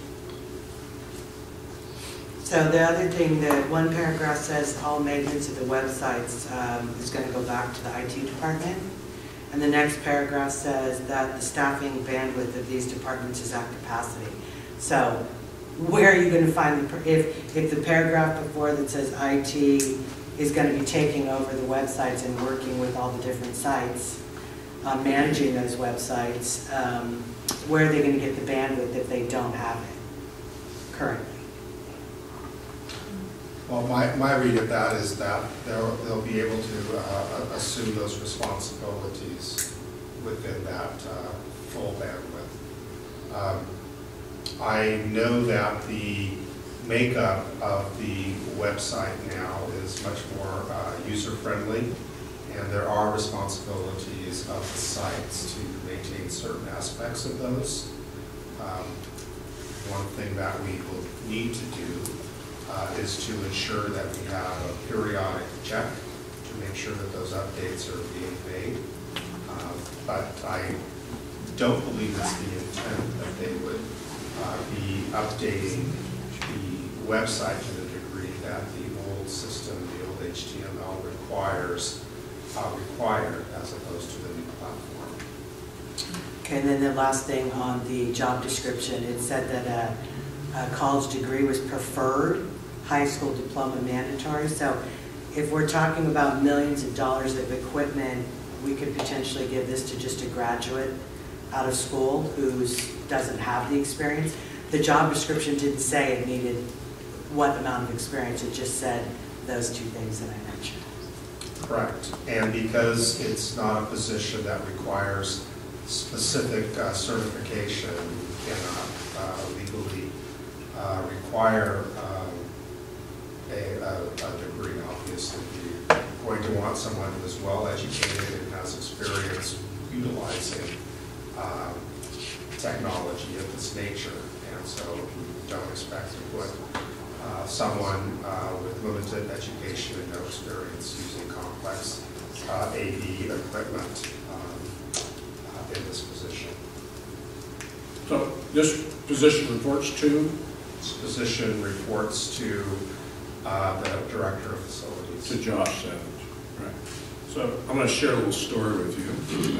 A leap of faith in my career when I was at Hewlett Packard, and I decided I didn't want to be a financial analyst anymore, or financial manager, and I convinced them to hire me as the telecommunications manager for the Bronner Park site. So I had 4 of these type people, and I learned quickly that when one of them didn't do their job, I had to do their job. And we had top executives from throughout the corporation coming in, and something didn't work. I didn't know if I was going to be employed very much longer. Maybe not the biggest magnitude here. So I would suggest that if this person, well, when we hire this person, looks like the direction there, that manuals be written for every critical aspect and cross-training, or Josh needs to understand how to do this, because there will be emergencies when this individual is sick, or family emergencies where they can't be there. So if there's a play going on and he or she is the only one that knows how to do it, and he's not available, someone is fumbling around, I can tell you from a couple of instances when I was a telecommunications manager, I didn't know if I would be coming back to work tomorrow because we didn't have those manuals. So that's critical for this, to do that. So for this position, to have appropriate documentation, and we know that we have cross-training. And some of these things, I'm sure when we talk about Josh was here before talking about the scoreboard and stuff, it wouldn't be quite as difficult. But at the same time, you don't want people ruining or damaging equipment that they might be plugging into the wrong things or overloading. So I think it's crucial that we have cross-training and stuff like that and backup for this individual. We have it, like Tim said, it's this huge investment, and we need to properly, staffing one person is, even though we don't have the funds, is critical to making this work, to have backup manuals and, and cross-training on this. So Josh is going to have to be available 24/7 in case this person is not available. I actually think it's Robert and Ricky that designed this system. That's my understanding. And if this position weren't filled, sadly, it would fall to Robert to keep this thing going for a while. My understanding is he's the one who knows all the ins and outs of this. So that being said, why is this position not reporting to the IT supervisor versus the maintenance director? Well, I mean, that's something we can take a look at. It is reporting to the IT supervisor. Directly to Yes. you, Robert? Oh. Yeah, it's in the job description. Sorry about that. Yeah, I didn't want to interrupt. Yeah, I did because ultimately. So Robert's going to be available 24 hours. And if you're sick, then Josh is going to be available. And then if Josh is sick, then Tony's going to be Would you mind if I made a comment on what we were just talking about real quick, just to clarify? Pardon me? Is it okay if I make a comment? Sure, yeah. Thank you. The more information. So Robert's coming up. Ultimately, as the manager of the IT, Josh is responsible. Right. I very much share your concern about cross-training. First of all, thank you for the opportunity to address the board. It's the first time I've done it, and it's exciting for me. All right. I completely agree with you. Fortunately, my background is actually in theater arts, sound production. were I not in love with my current job, this is the job I would do. So I plan to be the support, being management as well, being able to work whatever hours are necessary. I'm planning to support this technician right off the bat. But yes, we plan on there being cross-training in the department. Okay. And appropriate manuals to, Absolutely. in case Building the two of you knowledge- are out. Yes, building the knowledge base and having the appropriate documentation for everything. We've already actually started getting the trainings from the vendors, that are finishing the projects at the tag, and we've been recording those both in written form as well as video. So we're going to have nicely curated, edited videos that we'll also share with the drama staff at the site and the stakeholders that will be using that space. It's more about having a dedicated expert that people can rely on or ask questions about the technology, rather than having somebody, like Trustee Gillies was saying, it's impossible to expect one person to be able to run everything all the time for the district. Sure. But if we have one person that could be the main end user's point of contact for support, it makes it much more feasible and allows us to spend the proper amount of time interacting, with the teachers, with the community members that I do believe, and from experience know, will rent this space in the future. I think we will be prepared for the opening of the building if we have a position like this hired. But at the same time, it's not just a Rancho Cotati High School facility, it's a Cotati Owner Park Unified District facility. So if there's a stellar play being, at any of the elementary schools or middle schools, why not use this facility? Absolutely. Yeah, we obviously wouldn't get revenue for that, but obviously we're showcasing that talent in a better venue than the multi-purpose rooms that they have. Absolutely, and I think the conversation has been since the beginning, at least since I've been involved in the project, in my time as supervisor, that this is really a district-wide resource. And that's another reason why the management level is appropriate. It's because it allows somebody to not be focused just at one site. Of course, they'll provide the initial on-site support for the branch, seeing as it is a branch facility. But this person has to be able to go to any school, teach anybody that's going to come in and use that space. And they're also support, in the job description, you'll notice they are event support for all the other sites as well. This person isn't going to be stuck in an office in the TAC building all day. They'll be all over the place. So he or she is also going to be videotaping our board meetings? Yes. Yeah. So hopefully, because it sounds like one of the lesser responsibilities. The idea is that we're building a state-of-the-art video production facility within the TAG building itself.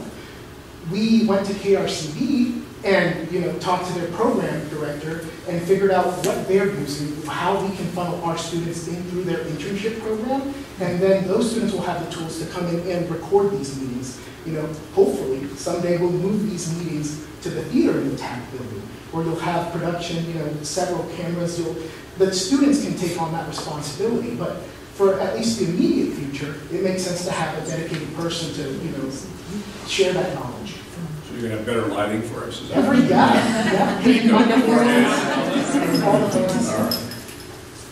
The other piece too is I believe at Rancho they're working, part of the new pathways is bringing this piece into it. So it'll be part of the pathways, teaching the kids stage production, how to use the lights, how to use everything that's being done and be responsible. So this new media teacher that was a SPED teacher that's going to be over in the TAG building is going to be teaching the students that are going to be videotaping functions. So this person we're hiring, being asked to approve, is not going to be doing all the work. Some of it's going to be parsed out to students. Hopefully. That's the point of career technical pathway, is that you instill within the kids the tools that they need to create professional, career-worthy productions and projects. And we expect that to be the case absolutely with all media investment that has been made in the tablet. Thank you. Good question. Any other questions? Please. So, 10C, revised 2018-19 salary schedule for classified management. I have a motion for that item. I move we approve the revised 2018-19 salary schedule. Have a second? I'll second. Any last questions? If not, all in favor? Aye. Opposed? Opposed. Passes 4-1. Thank you. 11A, right of entry agreement with 42 Kaiser LLC. Okay, so this particular item here is something that we need to bring before the board. Signature Homes, known as 42 Kaiser LLC, is developing, as you know, the properties adjacent to the Lawrence Jones Middle School. And as a result of that, they want to provide a safe route from Kaiser to the school. And in order to allow them to do that, we need to have an approved right-of-way entry. We basically want to do a community path that connects the Kaiser Street to the Lawrence Jones Middle School. They will be doing it at their cost, and work will be taking place the summer of 2020. So we recommend that the board approve the right entry agreement so they can move forward with those improvements. Any questions? Obviously, they'll do the necessary safety stuff when they're doing the construction. And then in the summertime, there won't be as many students around. Liability-wise, is the easement on, what are they building on? So they're doing a walkway on our property? Right, so we're giving them the right-of-way right. to do that, and basically the liability will be falling back on. So if I'm walking along and I trip on the curb on a weekend, who do I sue? I won't answer that. Okay. Both the district, well, I guess if you fall into it, that type of thing. It's that they build it, and then something happens, whatever it is, then like the liability falls on us. No. Well, it's going to be reverted back to our path. So we own it.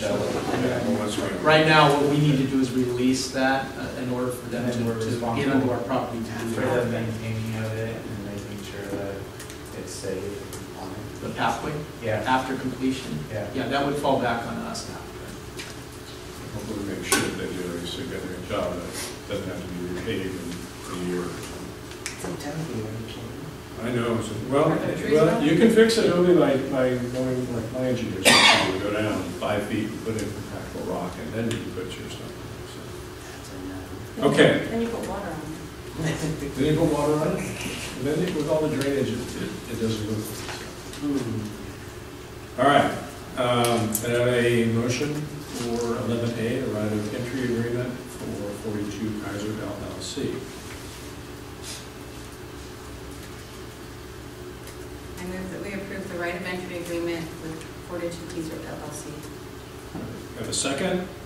I'll second. Any questions?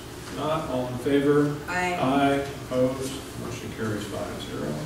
11B, adoption of resolution 1819-11 to become subject to the updated limits set forth under the California Uniform Public Construction Cost Accounting Principles. So we usually refer to that as CUPCA, and you probably have heard us refer to that in some of the construction projects that we've done. Generally, school districts need to formally bid contracts for construction services and public works projects if they exceed $50,000. According to the Uniform Public Contract Code, there is an exception there under the CUPCA, which allows us to not have to bid those that's at a different dollar threshold. We're currently using CUPCA now, but as of January 1st, they actually increased the limits. And so what we're asking you to do here is approve and allow us to use those new limits in our process. Those new limits are? In there it is the new limits, public projects up of $60,000 or less may be performed by negotiated contract purchase order. That's up from 45. Public projects are 200. That's up from 175,000. And then public projects of more than 200,000 is now up from 175. Existing language is just increasing the limits on that, and it's noted in the language of the item. What's the difference between a bid and a negotiated contract? So, I'm sorry, but I just wanted to clarify that that middle area, the process there is that we need to get 3 bids. So, but we can select the contractors for which to request that. And so it's a much more streamlined process than going out to public bid, which is now $175,000 under FEPCA, increasing to $200,000. So that if the project exceeds that amount, then we have to go out to do the traditional public bid process, which is then open to any and all qualified contractors to bid. So under a negotiated, you're saying you can just pick 3? You don't have to open it up for the formal?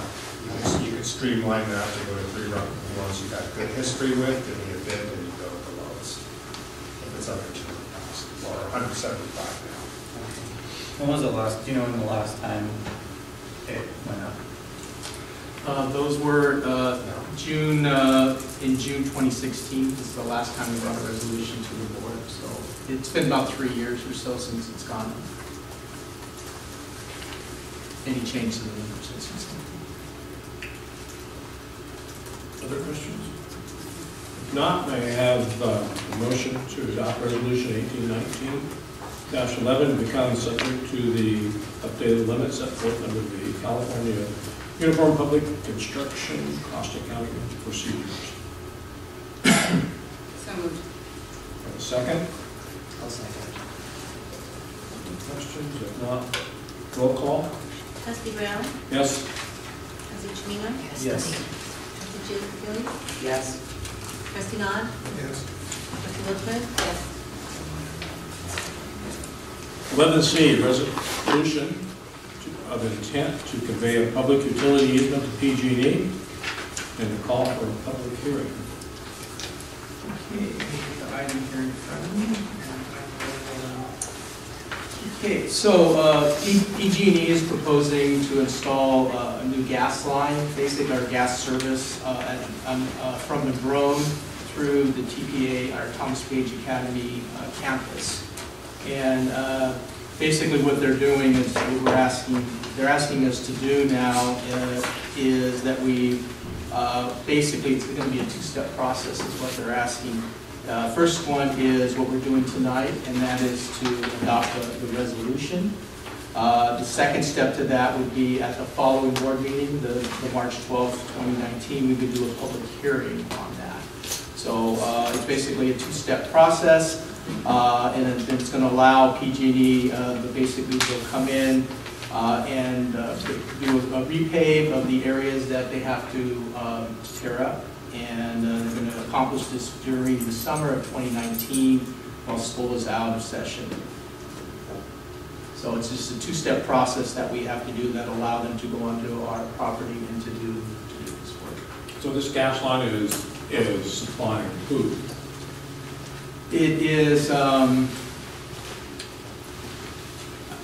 Josh, do you did you say clarify that? I didn't The gas line, is that supplying, is it to Thomas Page or other people also? Thomas Page. Just Thomas Page? Well, there's a high pressure regulator that's not on our property. You guys are familiar with Thomas Page. Above us, there's that horse corral. The gas line runs through there, so they're trying to make it easier so they don't have to go run through that area. They're going to route it around down the main drive lane of Thomas Page into our campus. But it does affect It does affect. It isn't just for us. Oh, just for us. It is not just It's for not us. just for us. So my concern is, where's the existing line now? It runs through the horse corral. And then Above it.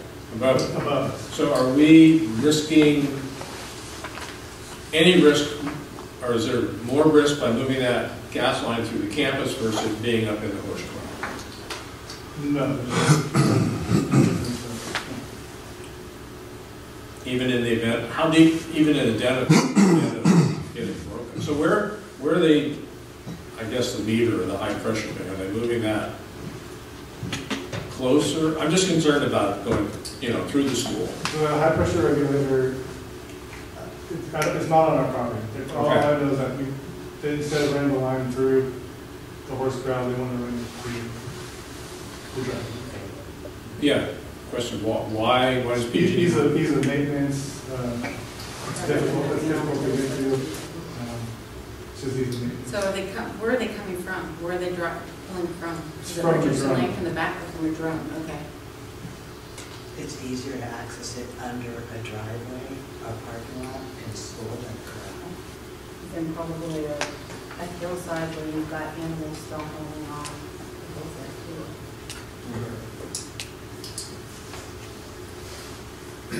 So, I was looking at the drawing.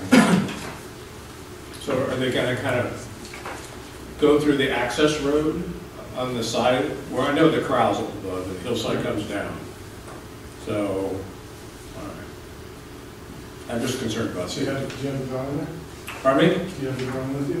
The drawing was a little, in our packet, was a little, Page 47. 47. Was a little hard to read. Because it shows it going right through the middle of the driveway and then taking a right-hand turn, maybe in front of the multi-purpose road. Yeah, it's over by the message building, and over into our PG&E crowd. The turnaround. So they're only connecting this portion, or are they going continuing on past the school? They're doing all this right here. Okay. Talk about right now it runs. So right now it comes through the horse corral, comes down, Yeah. and so they're just moving that leg. Yeah, they're just doing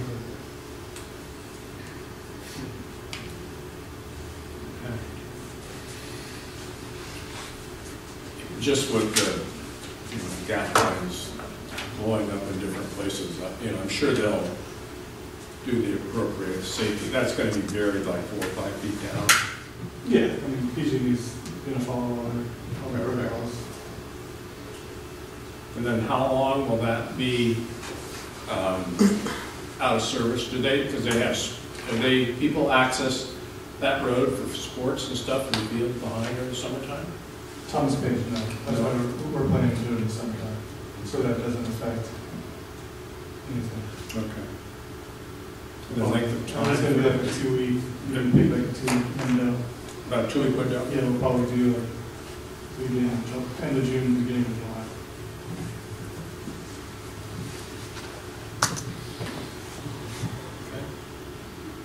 Just hope PG&E's on schedule, we don't have another natural disaster during the summer that pulls them elsewhere, so.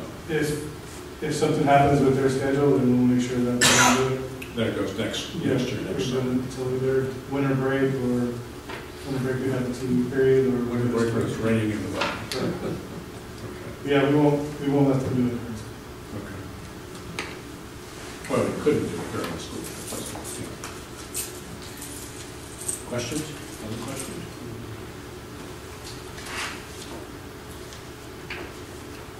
All right, for 11C, may I have a motion for the resolution of intent to convey a public utility easement to PG&E and a call for a public hearing?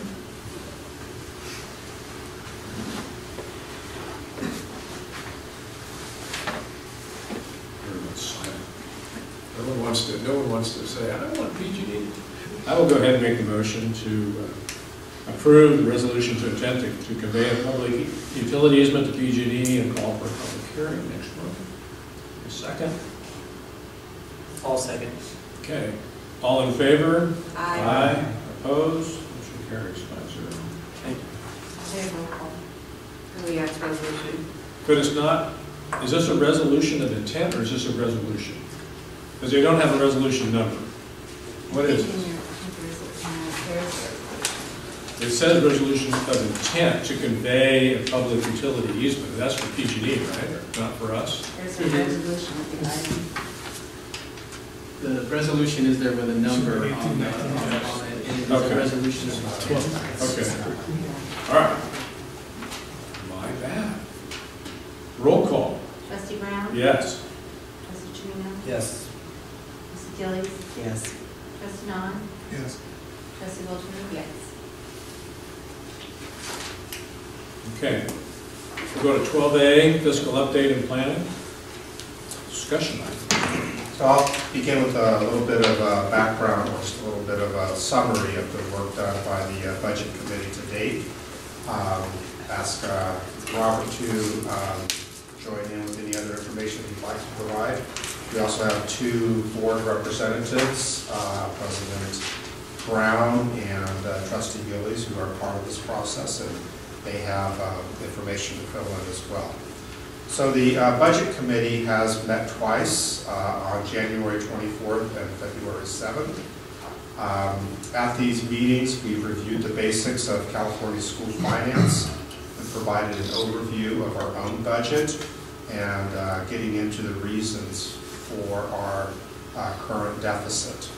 At the last meeting, the committee listed services and programs that should be maintained and develop areas to consider for reductions or elimination.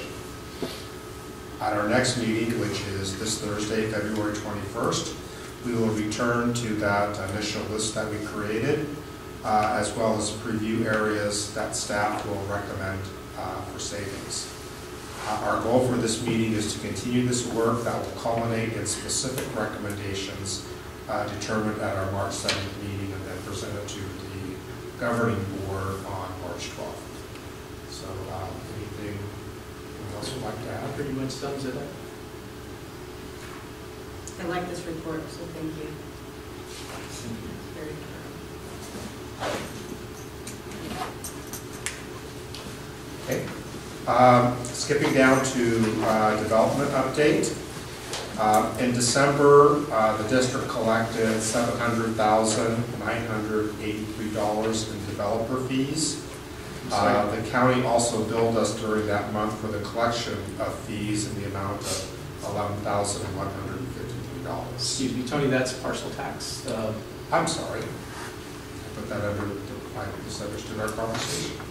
So that was partial tax update.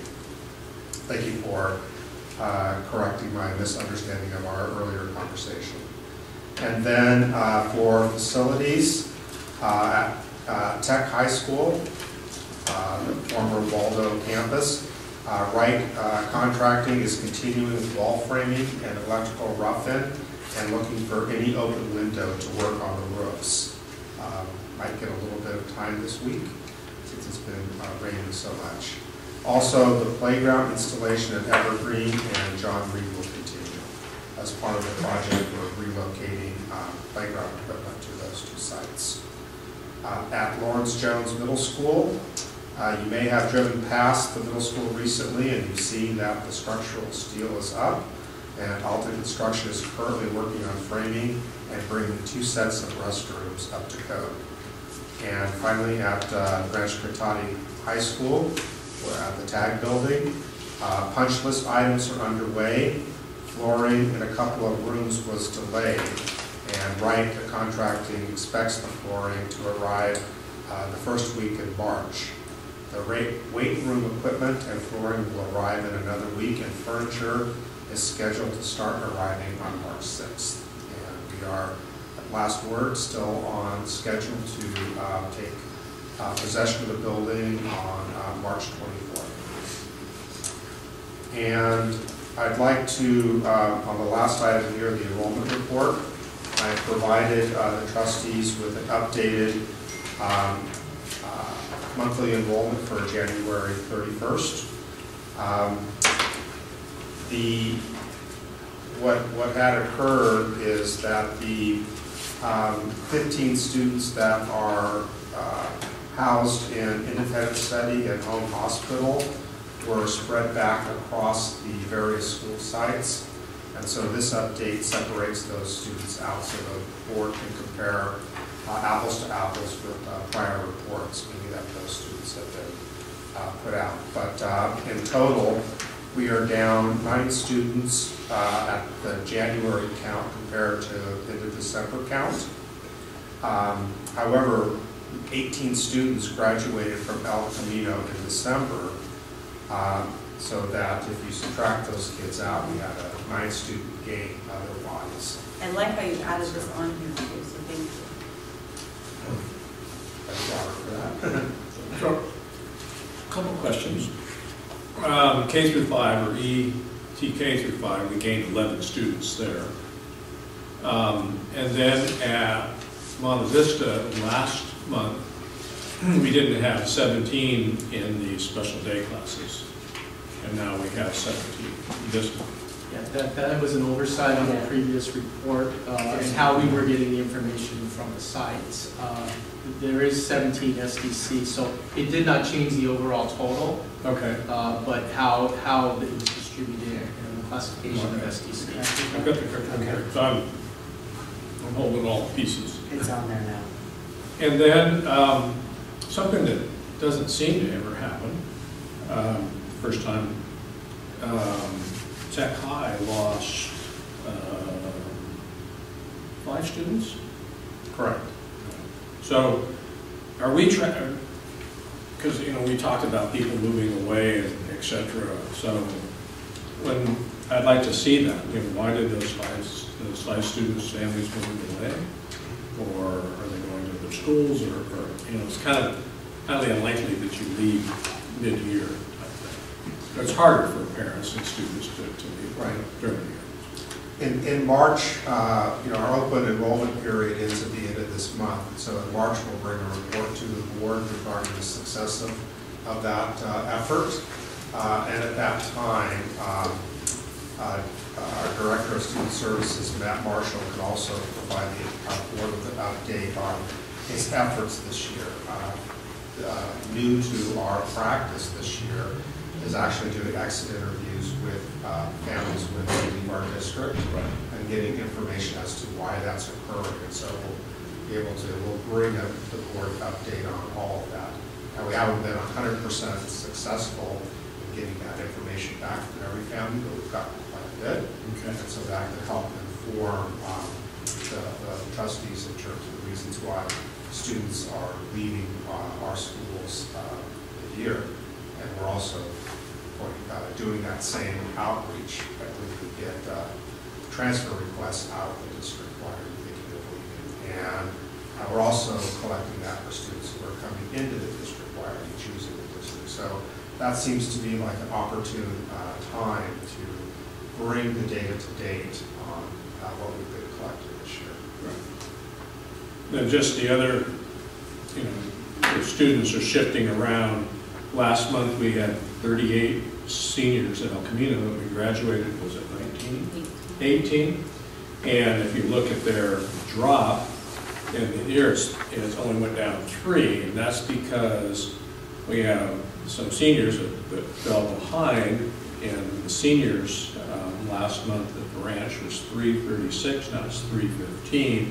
There was a transfer of those seniors to El Camino to make sure that they get caught up and graduate. So as you look at these numbers, I go, oh, you have to look a little deeper type thing. I was, thought, oh, we lost all those, went away from the ranch. No, they just shifted over to El Camino. Correct, because if you see at El Camino, we ended with our December count was 51, and that included those 18 students. So if you back them out, I think you'd start, you'd have 33. Well, we have 55. So that growth, my simple math is an increase of 22 students went from the ranch to El Camino in this period, the same period that we lost 18. So somehow we picked up kids at the 9th through 12th, because if 18 graduated, we're only down 9, we picked up 9. Correct. Yeah. So we don't have August numbers of where we started. I couldn't find anything anywhere that showed what we had enrollment for August. Yeah, if you recall, well, you weren't on the board then, but I know you've been following the board meetings. But at that time, we weren't comfortable with the numbers, and so there was none published for August at that time. And that was the power schools thing, right? Not quite where it should have been. Yeah, we were still making sure we were trusting the numbers. So without having that, so since September, we've lost 39 students, is what I went and did month to month to month, overall. For this year. Okay, I'm not tracking it that way, because I'm really looking at it from a different period of time, so I can't confirm my numbers. And then I suggest if we ever run into a power schools issue again, to go back to the old, I'm going to count heads, and have our principals do that, so we have a good indication of, like the 10-day count, so that we don't end up in November going, whoops, we're shy on these kids, and we have a budget issue. So I'm sure we won't do anything. And crucial to know what attendance enrollment is our revenue, so we have to. It counts. Yeah. Thank you. Okay. So we did B, 12B, we'll go to 12C, adoption of board policies and business and non-instructional operations series 3000. So this item right here is asking for the board to approve the series 3000 policies, which are business and non-instructional operations, with the exception of board policy 3300, expenditures and purchases, and 3312, contracts, which is the next item to have some conversation about those before bringing those back to the board at a subsequent date for consideration of approval. After reading 166 pages, I have two other concerns. Okay.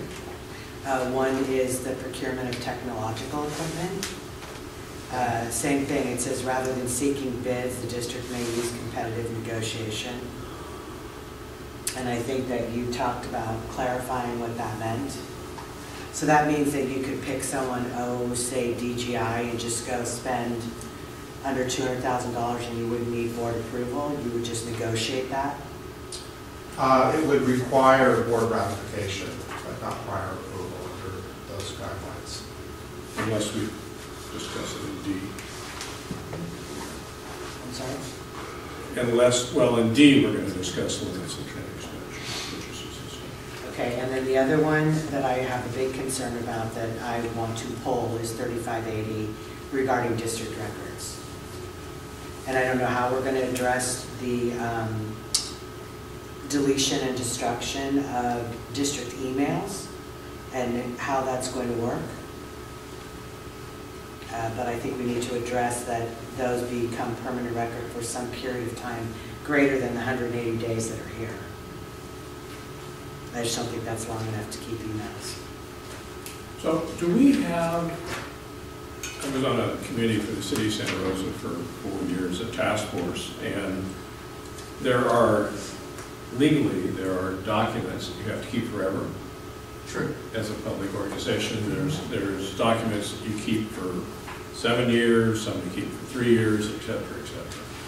Do we have those guidelines for the district as to what records we have to keep, and how do we go about it? We have a retention manual Right. that's published that's pretty uniform for school districts. Okay. And it tells you which ones are required permanent records and others records that you would, there's a limit there that they recommend, and then there's a basic limit and then a recommended limit. Okay. So we're pretty careful on making sure we're not destroying our records, permanent records, and that we store them properly, and then the other records that we're retaining them for at least the minimum amount of time. Pardon me? Sorry, she heard it too. I thought something was about to explode over her head, sorry. Something was hissing. When you get to be my age, you can't hear anything. You don't worry about stuff like that. So it does say in here, class 1 is permanent, class 2 is optional, and class 3 is disposable. So who determines, for example, a superintendent has thousands of emails, and after 6 months, poof, they're gone. Who determines that that's not okay, that we need to keep I mean, you're not gonna have somebody sit there and go through every single email and say, this is class 1, this is class 2. So is it better to just have a policy that says we're going to retain emails for 3 years? Do we have the bandwidth to do that? Yeah, I mean, there are some legal, in the retention, obviously it doesn't cover things like emails. It's really talking about our paper documents and records that we have. So when you're talking about the retention piece, I was not referring, I think other things would be in policy as far as in legalities on when certain things need to be retained. But aren't emails a legal document? They don't fall under that same, I'm not saying it's not a legal document, but I'm talking about budget transfers, teacher contracts, those types of documents that we deal with, and it tells us how long we need to keep paper copies of those. Yeah, because under electronically stored information, it says that basically see above. And that's all it tells you. Under electronically stored information, it just says that all district-related electronically stored information generated or received by a district employee shall be saved to an electronic file in the district's computer and retained for at least 180 days, or shall be printed by the employee and physically filed in a way that it can be easily retrieved. So if That it's, seems crazy. if it's like a lawsuit or something, certain documents I would assume are kept in a file? Yes. So my question is, if you're a superintendent and you're only keeping emails for 6 months, that could prove highly problematic in any kind of legal action. You would obviously be able to get them from the other side. You'd have to know where to go look. So I think that we might need to have a policy that specifically addresses email retention. As a district, how long are we going to keep email? Because you don't want somebody having to go through and say, this is personnel, this is maintenance, this is, you can't have someone go through one by one. I just wonder, because with my own personal business, when I have certain things that I'm working on, we keep files, email files for it. So if it's not something that's pertinent to something that needs to be kept, it's deleted. And so that involves the individual person saying what's pertinent. And So what you have a isn't. folder for example, like I'm going to close on this thing, I'm going to drop the closing stuff in that file, and that stuff's saved forever or whatever. So I just brought it up as I think we should have some sort of policy. And it came up recently. So I'm thinking, can we look at keeping our email longer than 6 months? Rather than, I need to keep this document or that document. This is personal, this is optional. Rather than leaving, 1,000 employees to decide what they should be keeping. A policy that says, we're going to back up to an external server if we have the bandwidth to do it without them charging us, hundreds of thousands or more. I don't know what our bandwidth is for backing up, for what are they called, RAM? Our backup software? Oh, our storage capacity, yeah. I can address some of your questions if you'd like. That'd be great. Yeah, okay. If you have a minute. Yeah. Thank you. 242. Getting lots of experience. So district policy, as far as I've known since I've been in my position, is to retain email for 3 years. That is what our servers are set to do automatically, where things get raised in deletion of emails. Because if an email is read and deleted prior to being able to be backed up, it's gone. There's no way to retain that. So that falls on the individual. As far as emails that remain in an inbox, every user in our district's email is backed up for 3 full years. And things only start deleting when you get to the end of that 3rd year. So when you're at day, 3 years, 1 day, the oldest email deletes. So I wonder, the 3000 series was deleted off the website. On the district website, when you go click on the 3000 series, there's one line item that says vehicle maintenance and repair procedure, something like that. All of this other 166 pages of information is gone. So I have no way of knowing if this used to say 3 years and this is a change to 180 days, or if it's always been 180 days and we just were keeping them for 3 years. Because I know in some research that was recently done There are huge, like you have 11, 12, 13, half of 14 emails to somebody, but then half of 14 all the way through half of 18 is gone. So the 3-year retention rule didn't apply, obviously. And they're gone. I mean, I know that you worked on trying to recover a large portion of emails that are just gone. And it's very odd that it's just in the middle of the history. So, anyway, my concern is, I was always told here, it used to be 7 years way back when there weren't, this much technology, and before you guys even had wireless on the campuses. But then it was 3 years, but our policy that's about to be approved says 180 days. And I'd really like to change that so that it says 3 years. I think that's the minimum we should be keeping. And it should be on our policy for you, me, anybody in the community to look at and say, yeah, they have 3 years. Unfortunately, I can't speak to what is being proposed, but I can say that, at least from what our systems are currently backing up, it is the past 3 years. We did do an Exchange server upgrade over the summer that resulted in some data loss, unfortunately, but our servers are running, so obviously whatever the board and the district decides to do as far as longevity of backups, we will enact. Okay. Yeah. Tony, I have a question for you. Thank you. In doing some research on this, it seems like most school districts will keep their emails for 3 years, and do you have any input on that? Well, to be perfectly honest, deleting email is not an activity that I spend any time doing. Well, I don't have any problem with you deleting email, but like if it's a case or a special ed thing or a legal thing or whatever, I think to protect the district, we have to have that. Yeah, I absolutely believe that email is it's a public record. It is definitely, there's extensive case law that says that unless it contains confidential information, that it's subject to public, for request for public records. So if you don't have it, you can't provide it. Right. And so 3 years is, I would say, a good standard. Because, well, and according to our IT supervisor, it's backing up 3 years, so can we change the language? Absolutely.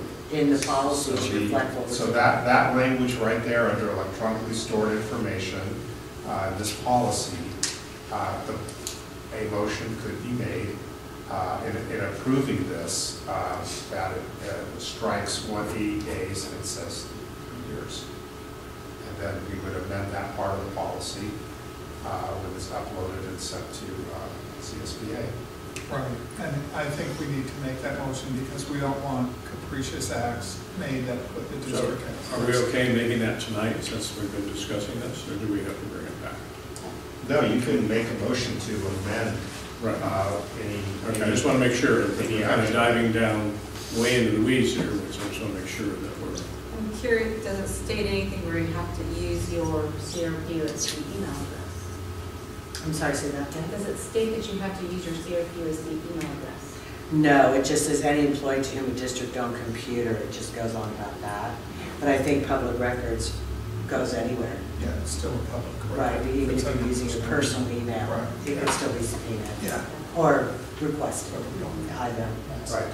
Well, the tricky thing is that we don't necessarily have control over retrieving that email. But if you use, there's been recent case law in the last 2 years that personal email and or even texting on your phone, if you're using it for work-related activity, that it then becomes subject to public records requests. However, if it's a text on a personal phone, how can I retrieve that? I don't have the same capability to retrieve that. If an employee is using their personal email for work-related business, unless there's a connection to someone that they're emailing with the CRPUSD email, I won't be able to retrieve that either, but I will be retrieving it from the back end, not from the front end. So that does cause, well, for one thing, people should know that their personal email is subject to that type of scrutiny should they decide to use it. And it complicates our ability to actually retrieve that. And Tony, I once spoke to one of the policy people at CSBA, and they have records of when districts adopt different policies. And wouldn't they have the record if we had adopted a policy that stated that email should be kept for 3 years? So it might just be a procedure, we might not have adopted that as a policy. Correct. This is, straight from their language, so it's their boilerplate language. All of these policies are. So at some point, the board had policy in most, if not all, of these areas. That policy is still it's still active right now. Whatever was last adopted is still active. The problem is it's not accessible. And so I'm sure there is a paper binder somewhere in the district with our prior policy, except how do we know that that was the latest done unless we do extensive research policy by policy to see when they were updated. It's rare to adopt a whole series at one moment in time. So, well, this is not the first one of these. And it's been very difficult to compare what was to what is being proposed because usually you can't see the old one anymore. Right. It's been a practice here, sadly. No, well, when they're updated, the old ones are no longer valid. And CSBA through their gamut, will disappear. Only the active will appear. So.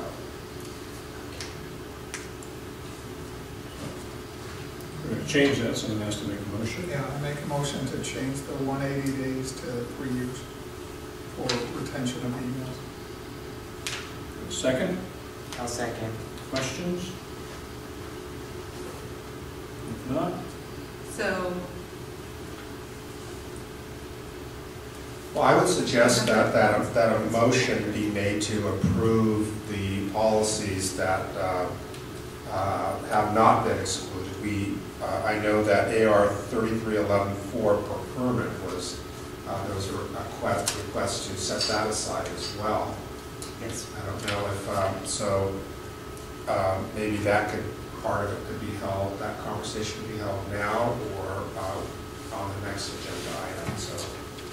And the other ones were withholding? Well, the other ones were withholding by, so a motion could be made now to approve the items here with the exception of 3300, 3312, and 3311.4 with the amendment to 3580 to increase the email retention from 180 days to 3 years. I think that would be the motion that would get us to the next item.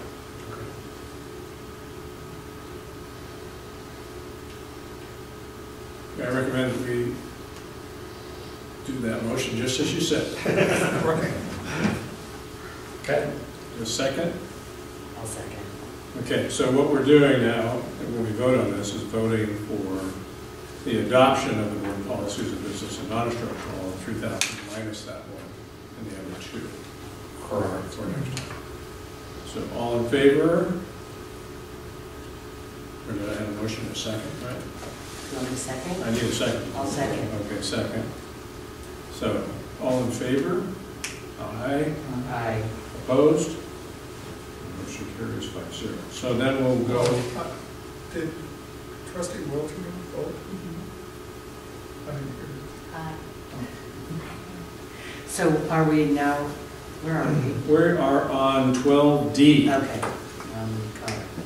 So 12D is a discussion item for, was set aside as a discussion item for 3,300 expenditures and purchases and 3312 contracts at the request of President Brown to have a conversation about including limits on approvals by staff. And then we've just added 3311.4 procurement as another item to discuss it, but I don't, because we haven't begun that conversation, I don't know what the concern is there. Procurement of technological equipment. So what I would like to propose is that we come up with expenditure limits. Everywhere I've worked, I've had expenditure limits at the city, private industry, and here, and that under those expenditure limits for our staff, that, for example, principals would have X amount, our CBO would have probably the next highest amount, and then our superintendent would have an amount higher than that. For example, let's say principals had a $1,000 approval limit to purchase things under their, as long as it's within their budget. The CBO to have an approval limit of $10,000 per item, as long as it's in the budget, and a superintendent to have a limit of $50,000.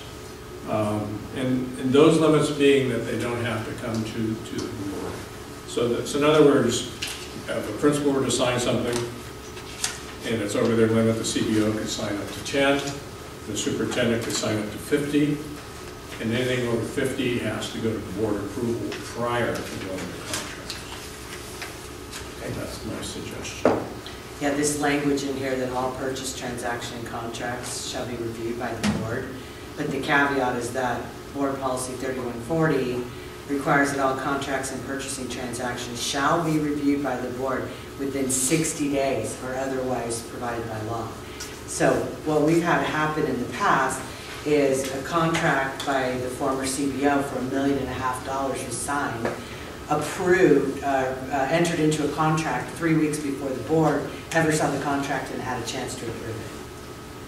And that's, I think, the first time I saw in the meeting when that came up that raised concern that the board was not being told to, here, approve this contract. We've been in this contract for 3 weeks. At that point, what are you going to say?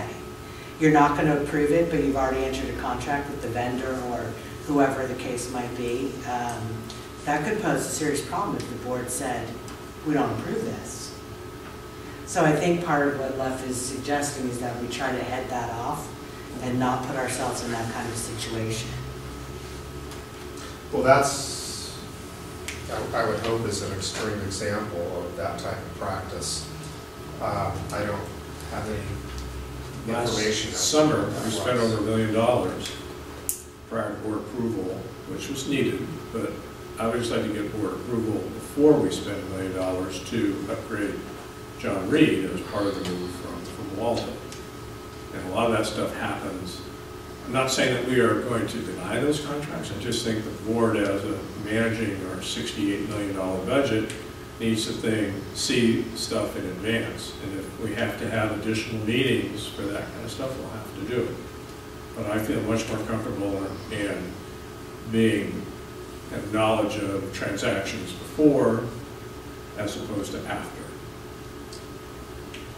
So I understand the concern with contracts, and I'm of philosophy that 99.9% of the time that contracts do not carry any emergency need to enter into those agreements. And contracts are an agreement that I would say sets a fiscal direction as opposed to routine expenditures such as furniture and equipment for a classroom, that exist within an approved budget by the board, and these spending limits would make it difficult to even equip one classroom should we need to do so because of enrollment. That's one example. I'm sure. Now, for those, would you have blanket purchase orders, or if you're saying I have to spend $75,000 to outfit a classroom, or $250,000, you have to, then you're going over the public contract bidding, which you have to go through that process. Correct. Well, not for equipment purchase, correct, like furniture?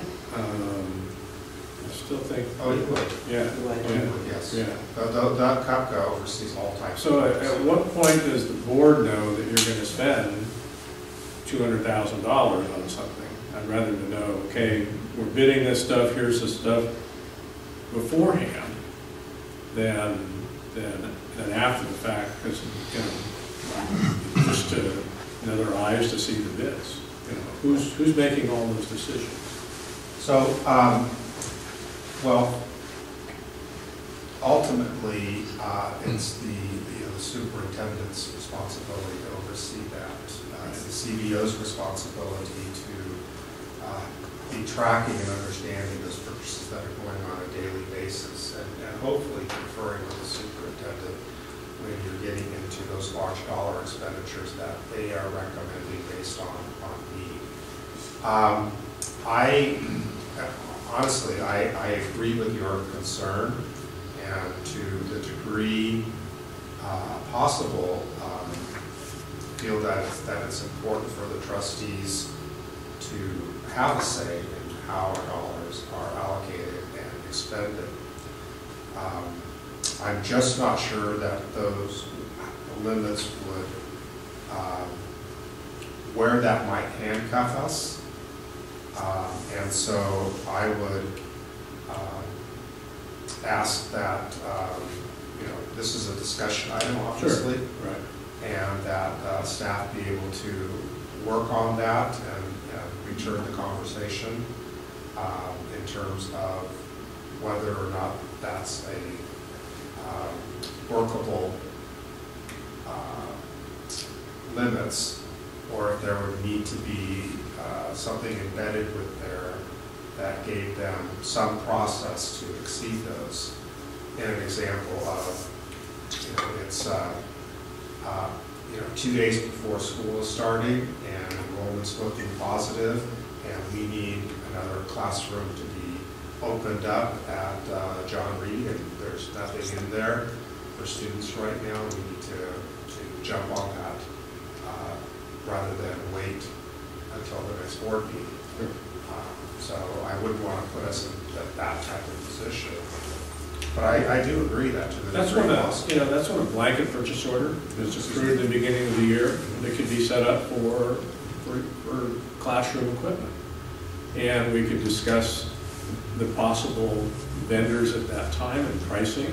Yeah. So you have it in place. So you have vendor A that, that says, okay, we're going to go to vendor A and spend $100,000. You've already gotten that approval for that type of stuff. So, I mean, I worked at the city of Santa Rosa, and their budget was close to $400 million, and the city manager had a $100,000 limit. Anything over that had to go to council. So I understand that there are certain things, but we need to, I still want to see some approval level prior to that.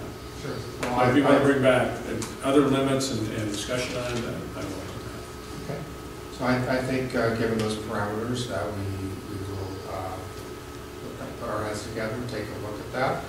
I think that with a given scenario like you just suggested, like having a pre-approved vendor with up to, may help mitigate some of that initial concern that I don't want to approve every purchase. I just, you can go out in advance and say, okay, we're going to buy textbooks from these companies. Is it just per purchase, or is it over a period of time? Well, I mean, we don't want to get into the idea of serial purchasing where you're trying to circumvent something, because that's not legal. That'd be against the law. as I said, that's not legal. Yeah, you know. But, no, I mean, I mean, let's take, for example, Office Depot with, or Amazon now, we're moving more towards that vendor. You know, sites have accounts for those, and so they're purchasing, I mean, they can put it in order every day if they wanted to, up to what their budget will permit. But they don't do that as a matter of practical matter. They have, you know, have your order in by Wednesday, but you order it on Friday, kind of a practice. So I have a question. I probably know the answer, but if a site has a budget of $1,000 a month for office supplies, and our budget is a $1.9 million deficit, how do you try to curb? Obviously, you're not going to go after every staple and paperclip, but where do you go? That's, I mean, I keep hearing the term "it's in our budget," but our budget is just like, I'm not happy at the moment. So how do you keep saying we're spending within our budget when there isn't the money? I know it was prior approved the year before. well, I'm not saying that. We've asked our sites to be very judicial in their expenditures.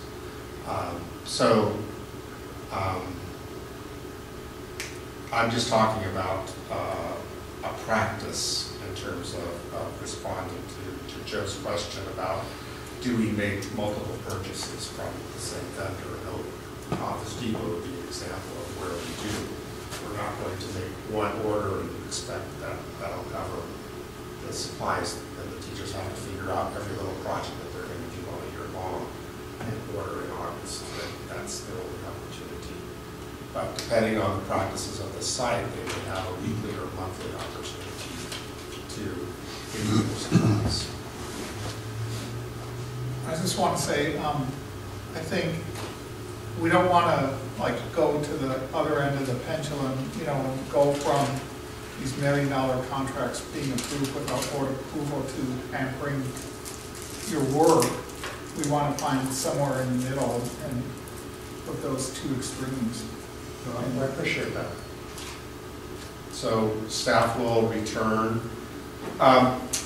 If we could get some clarity around the concern with 3311, procurement of technological equipment, was that the same concern? There's language in there that was not limiting in terms of... Correct. Okay, very good. Then we'll take a look at that as well in that same spirit.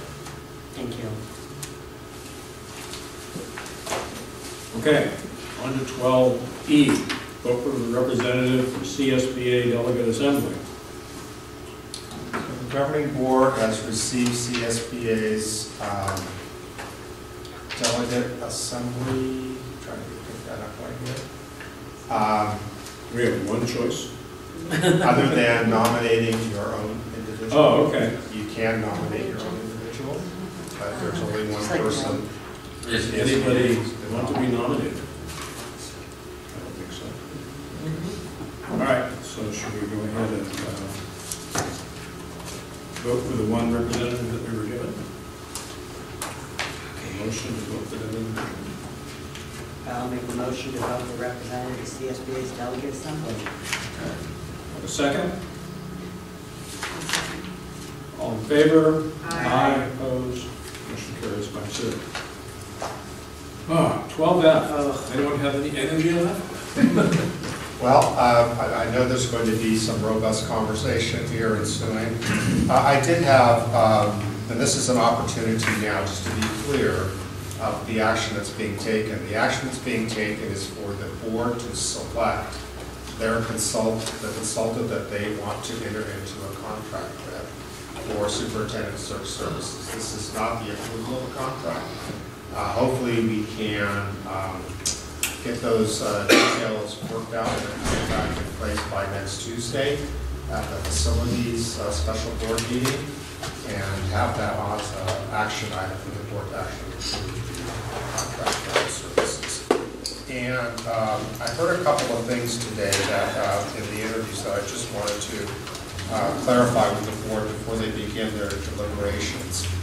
I heard a question where I think there might be a misunderstanding between letting a governing board know that you're applying for a new position and the rest of the district knowing. So it's a public panel removes the confidentiality of an application. Because if I'm applying to a school district, I've told my board I'm making this application, but I've not told anybody else in the district.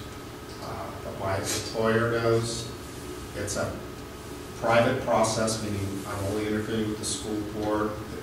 I have great confidence that that confidentiality will be held. If it's a known as arc of interviews, and there's 2 CSEA members, 2 parents, et cetera, et cetera, et cetera. You're going to scare all the candidates away. My confidentiality is not going to occur because the CSEA representatives are going to contact the CSEA representatives in my district. The teachers are going to contact the teachers in my district.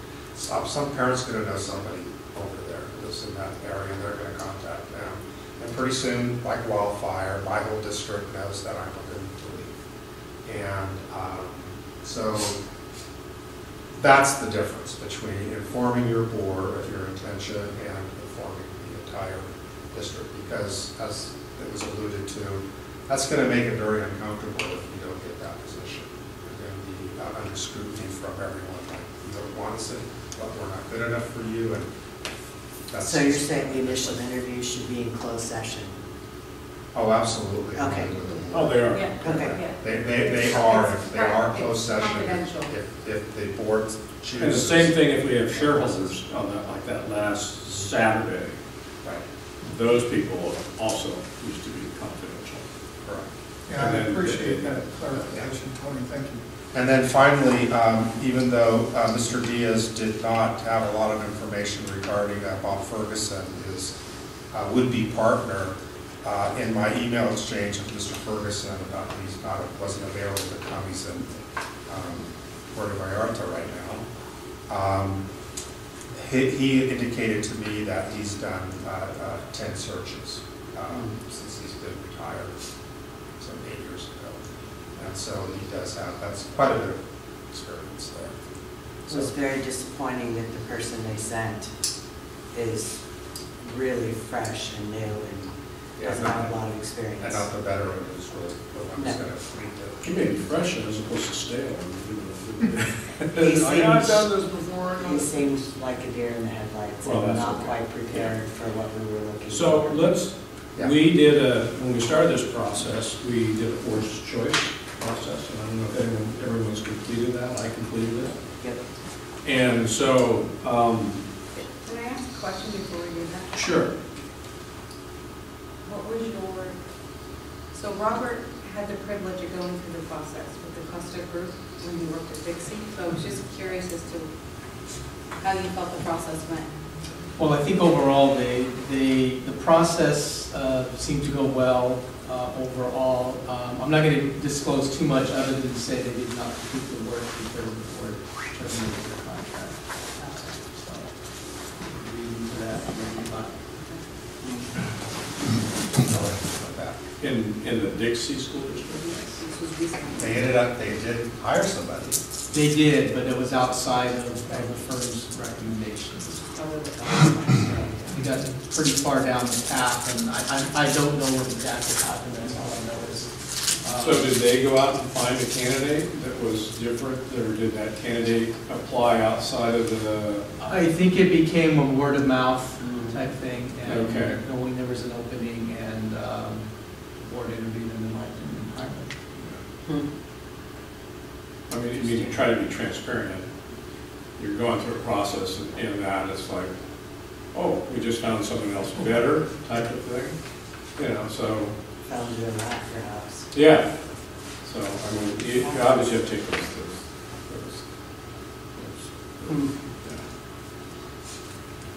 So anyway, we did a lot of talking at the last meeting. Correct. About the first two.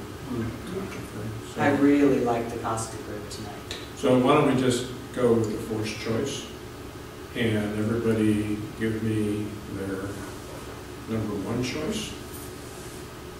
And I'll start out. I have the Costa Group as my number one choice. I have the Costa Group as my number one choice. I have the Costa Group as my number one choice. I can't decide between. Okay. Pearson and Costa. Between which one, McPherson and Costa? Yeah. I just like the how they're the CSBA.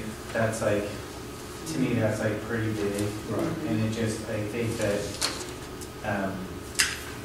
it was like when their president gave the presentation and they were talking, it was like, man, these guys, they're like top notch. And then this guy's starting out, but I mean, he has a career as superintendent, and obviously he's hired a lot of people. Like, you know, he must be a successful person for that company to hire him, and he's starting out to do this. So I'm like on the fence.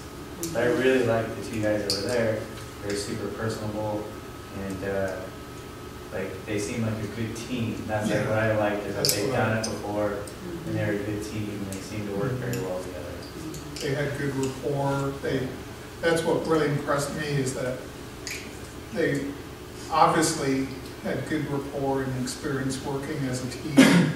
And, you know, okay, so you have this big, giant firm, national firm, and they have all this experience, but then they have the person working with us who may not have much experience, who may not work well together with the other person as a team. So you have to take that into account. The other thing that impressed me about the Costa Group, and this is why it's so important to interview the people in person, is that you could see they really had passion. They really wanted it. They made it clear that they didn't have to choose our district to represent, but they wanted to. And I like that passion, because then they're going to bring that passion to finding good candidates who want to be here. And if you have somebody who's just punching the clock, you know, are they going to find as good a candidates? Well, the night we interviewed McPherson, I said that the one thing that stuck out for me was that it was sales pitch. Yeah. The second thing is, this gentleman tonight, Mr. Diaz, is that who is here? Yes. He couldn't speak to his counterpart. He said he didn't know anything about it. He didn't do his homework. That was a little bit concerning. That's one thing I would have liked for him to say, well, I had this discussion, and together, you know, we bring this together. And he said, well, I've never worked with this individual before. Not that he wouldn't do a good job, I just didn't feel that he prepared from that standpoint for the interview. And if you really wanted it, you know, I realize there's a lot of these searches out there, and a lot of these firms get these searches, and you know, they're not going to go out of business if whoever doesn't get this. But my concern is I just didn't feel he'd done his homework enough. Yeah.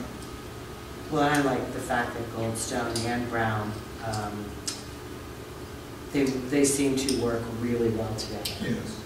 And they're both local, and I think they'd be a really good fit for us.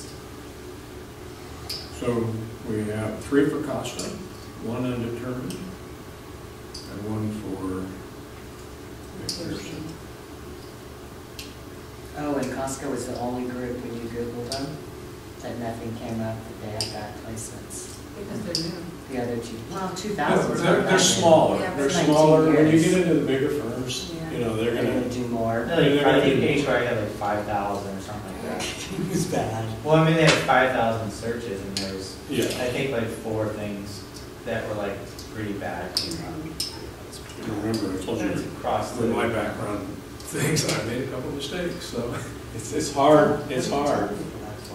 I guess the thing I think about when I was like talking with them was like, we're gonna have to be working with them, interacting with them, you know. And when he was talking about the superintendent search, like you're gonna want to like see how these people interact, how they mesh. And I did like the way those guys were. I could see myself like working with them, and they had that feel. And it's like I trust them, Yeah. you know, because they could finish each other's sentences. And there was a sincerity in. Or a good sales pitch. And I don't want to say that I'm superior to the rest of you sighted people, but one thing I've learned in the last few years is I hear a lot in people's voices. I hear emotions, and that's why I felt this passion, this commitment, this desire that we really want to work for you. The other people, I just felt like, oh, I gotta go through this interview. If we get a job, great. If we don't, it's almost, I don't want to say indifference, but you know, sort of a take it or leave it thing. You know, I don't care if we get this or not. I also like the fact that their fee is all inclusive. There's Yeah. not going to be anything else Right. coming up later. They didn't like Hazard Young's fee. No. Forgot you. Like, Also, too, DSC was working on like 2 or 3 things right now, right? Yeah. Like currently, he's working on a bunch of things. Not And even, not local. But the other guys, they were, the other 2 people, they said we only do 1 at a time, unless we're like obviously finishing up something, but we're like finished. And they have a very good reputation in this area. Yeah, that's what I thought. That's what I was reading on Google, Yeah. actually. They're really well respected. Why did you take McPherson? Mostly because their affiliation with CSBA. Yeah. That's what I'm on the fence See, I with. just know that. That's like a really big. Yeah, that's huge for me. Yeah. That's Even but if I that's don't wanna be important. there. It's important. Say you have Ford working on your car, but then you have a bad mechanic. It's Ford, oh, it's a great organization, they have great technicians, but you got a bad mechanic working in your car. Yeah, but McPherson and Jacobson did get scanned through and did get accepted. I mean, they've got a lot of good trades too. My only complaint is I'm just not as comfortable with their team Because their head guy didn't come to as the talk cost to of. us. Yeah. Well, and if he's in Mexico. And so if he's not going to be prepared then, and then the poor guy's got to drive to Warville, which is what, 4 hours? I would think so. Yeah. So I appreciate him coming to do that type of thing. The other 2, I think, are based out of Napa. The 2 gentlemen here tonight. So they're an hour Yeah, away. that's something else. So, I mean, I'm being selfish and wanting someone that feels, you know, it's not going to be tired after driving here for a meeting and whatever, or can drop everything and be here. So. All right, well. So it's 3 to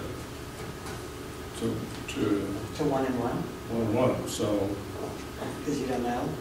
I think I would pick the Costco group just because the guys, the McPherson group, that was like the big thing, but then thinking about, like right now, I just remembered how he's got other things going, and he's kind of like, it's just, I like how the other ones are like, we do 1 at a time, we do few, and I like how they're kind of an established team, so it's like, instead of picking a company that's like the actual product you're getting, you know, not just the name of the company, those are the guys you're getting, and I like that.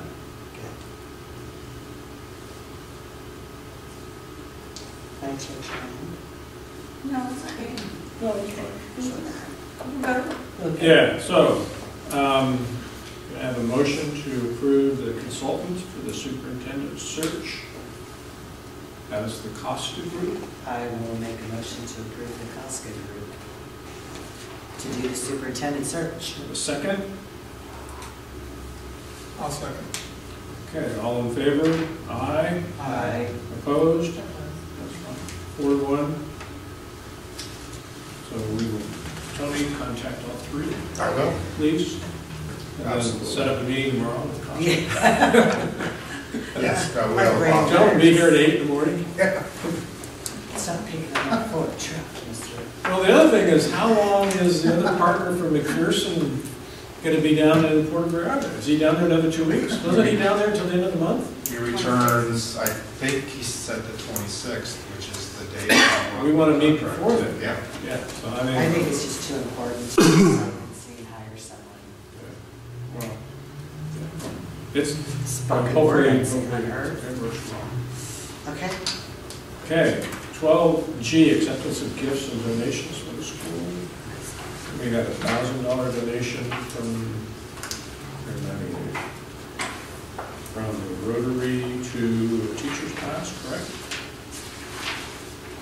John Reed donation, monetary donation to the classroom to Mr. Curtis from the Rancho Club of Rancho, the Rotary Club, not the Rancho, the Rotary Club of the Catati, Rancho Catati Foundation. Can I have a motion to accept that? I'll make a motion to accept the donation. Okay, a second. I'll second that. All in favor? Aye. Opposed? Motion carries 5-0. Reports, board members and future agenda items. Jennifer? I did have the opportunity to go to John Reed's open house showcase. I was amazed at how many people were there. It was great. It was a great turnout. I love the fact that they did something different that night where they had like a passport where the kids had to go with their parents to different classrooms, get it stamped. And if they did, they got an ice cream. So it got them to go to the computer lab, to the library, you know, to all the different places for them to check it out. It was actually pretty interesting to see everything lit up at night because I haven't been there at night in a long time. Like kindergarten, a long time ago. Anyway, so it was great to see the turnout. The other thing that was awesome was the fact that they had, what is it?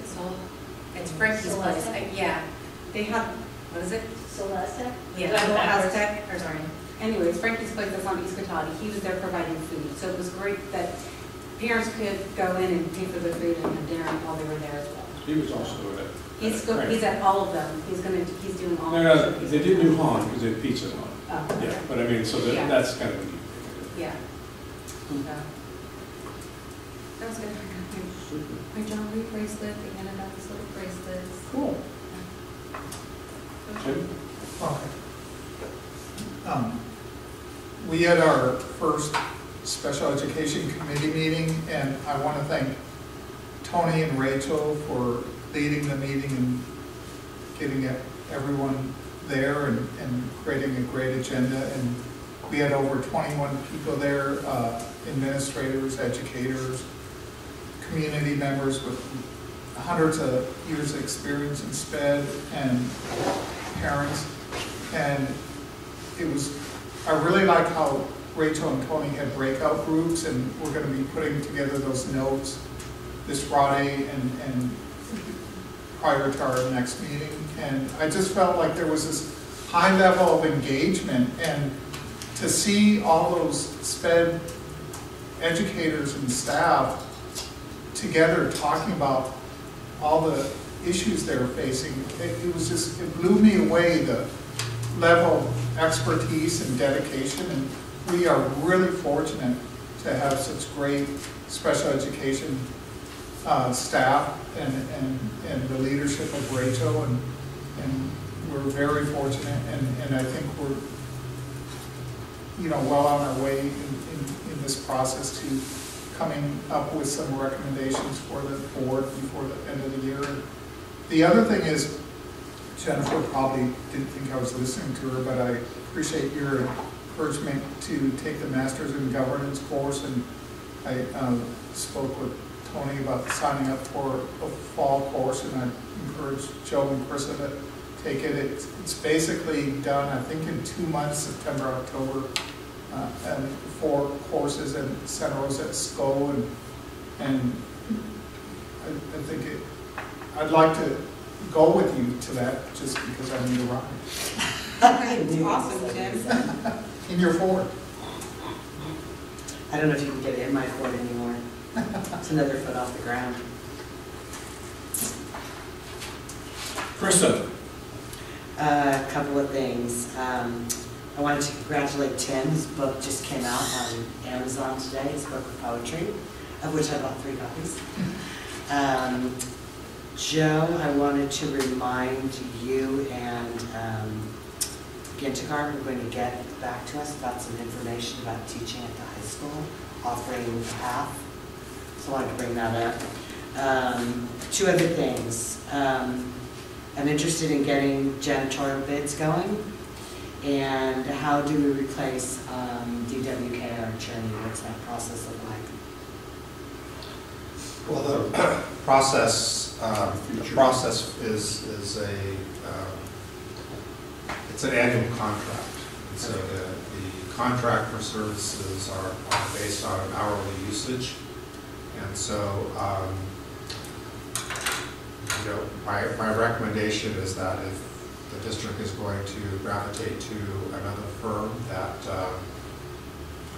they select a process similar to the RFP and send those out to firms across the state, determine the criteria for the selection and go from there. So would that be a board item then when we review contracts coming up, or because we haven't? Should we look at all our contracts that need to come up and determine what we want to do with all of those at one time, or do you want to do it in piecemeal? Well, I'm not sure what other contracts for the typical annual services that we provide, or are we talking about contracts for, well, how about for primarily for professional services? For professional services. Yeah. Are there a bunch of those? I think they were all, don't they all expire on June 30th? Yes, professional services contracts are annual, with the possible exception of auditors, because you may enter into a multi-year agreement with an independent auditor for services. I really hate to have one more thing to play at this point, because I know it's how do we get a list of what those professional contracts are that are due to expire? So we're in a contract with DWK till June 30th? We're in an annual contract with them, and it's based on our hourly usage with their rates. Okay. And we would, as a board, need to have a conversation about it. Right. I mean, I'm asking to bring it back as an agenda item so that we can discuss that, whether it's them or Clean, that's the contract vendor for the janitorial supplies. Clean something solution. They changed their name. Right. So probably May would probably be a good time, right? April and May for that. After we hire a superintendent and all this stuff. Well, if you're going to put stuff out to RFP, probably you would need to do it prior to the contract. I'll ask around and see if one of my colleagues has done this recently, if they have a document that they've used to procure legal services. As an aside, I know that there may be some disenchantment with DWK as a firm growing out of recent usage and a recent relationship with the prior superintendent, perhaps. But for the board's information, this district has used DWK long before the prior superintendent was here. I was using that firm while Buster was here, and so you're talking about 20 years ago. Right. So there's been a long relationship with DWK, and while I haven't worked with some of the primary attorneys that are working with Cotati Rohnert Park before, I have worked with DWK for about 7 years now, and I have worked with other firms. They do provide exceptional legal services. So they were in Lincoln Valley and in Aspen Bay? Yes. Well, they're in Southern California, they're all over the place. Yeah, well, they're a statewide firm. Yeah. But we were spoiled during the Barbara Vankovich time having an attorney as a superintendent because we spent very little. The district. Pardon me? He said, which did not help our district. Oh, I think it did. No, we didn't spend hundreds of thousands of dollars. No, you just lost all the kids and the people left. We disagree with that. Yeah. Anyway, okay. Any other? No, I'm sorry. Joe? No, I just did my kids' thing. Yeah, John, I was there. Thanks so much. Yep. Came in with a barbecued at, Yeah. wherever the. This is actually at Georgie's son. Yeah. I called him up. He's the manager at Lowe's. I was like, hey, what can you run me? And then, wow. Yeah, and Miss Hankerson, Principal Hankerson got in a bidding war. Who got the barbecue? Well, I don't know about barbecue. I won with my daughter. I tried to get principal for a day at the raffle and I didn't win. Oh, no. Yeah, I wanted to be principal for a day to see how hard it is, and see if I could survive the day. I know you Probably not. Who got that? Zoe DeShazer. Okay. That's like my son's best friend is, Yeah. we owe their kids, their sons. Okay. Craven and Zoe's the little daughter, she got that. So it's super, super exciting. I was like, So I attended a couple of open houses, one at Hahn and one at Crane. They're both great. Crane did the showcase, we went around and got stamped to that, so that idea that was neat. You can, I think I had the last parking space at Crane and I got there early. And then I met Matt Marshall there and he parked about 3 blocks away. So you should have just walked from the district office. They're all well attended and it's just exciting to see that going on. And then we had both the budget and the special ed committees, so those are going along good, lots of work. Sorry to make you guys do all this stuff, but we're making progress and it's a bunch of issues to cover. So with that, we'll go on to the superintendent's report. Absolutely. So the first item that we have, that I have on here is the Ed Summit, which was held last week, February 7th. I've apologized for not including the agenda with the backup documents, but I did email that out at the beginning of the board meeting, so you have it electronically right now. This was my first full Ed Summit to be a part of. I did briefly attend the last one when I was in mid-October, when I was had just been approved by the board in this position. And so I was there to briefly introduce myself to folks, and but was not there for the entire session, or much more than a few minutes actually. But at this one, I provided an update. The agenda included an update on the superintendent search, which I provided to folks. And this just as I should probably start with the Ed Summit, is really an opportunity to bring teachers and administrators from all of our schools together and talk about district-wide business, and it's an opportunity to build district-wide coherence around our practices. And so from that perspective, it's a good vehicle and tool for that purpose. Robert provided a update on our budget, information that you've seen before, a short version of the information that's been provided to the budget committee. There was a safety update, and a conversation was held about systems in our schools that help protect students and staff, and collected some little bit of information about how that could be improved. We had a specific conversation about the so-called Columbine blocks that block from the inside, and we want to make sure that we're providing staff with that opportunity because it provides an extra layer of safety. Julie provided an overview, excuse me. That's what it feels like. When I start talking, that's what it feels like. I understand. I'm overview a dashboard because she provided an overview of the dashboard and our review, differentiated assistance information regarding our homeless students, and also a little preview on the federal accountability, which we just learned about and updated the board this evening.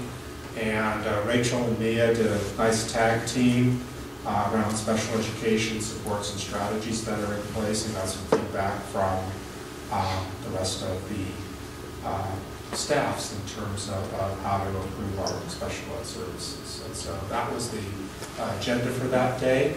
I was able to attend about 75 to 80% of the meeting, and felt that there was good conversation to be had there.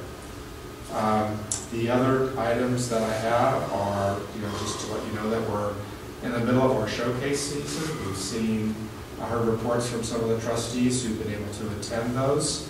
Tomorrow night, right? At Evergreen, is that right? I'll have to look on my calendar, but I know tonight there's,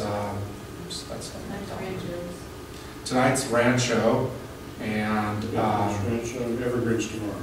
Evergreen's tomorrow. And Monte Vista LJ is Thursday. Monte Vista is also on Thursday. And then those are the last of them.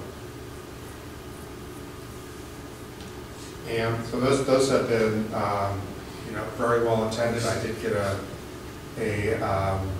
text message with a full multi-use room over at the ranch. So Matt's giving it the sign of approval that they did a good job in bringing out people, and he's our best critic there in terms of whether or not we're getting enough parents to these events or not. So he's excited, I'm excited.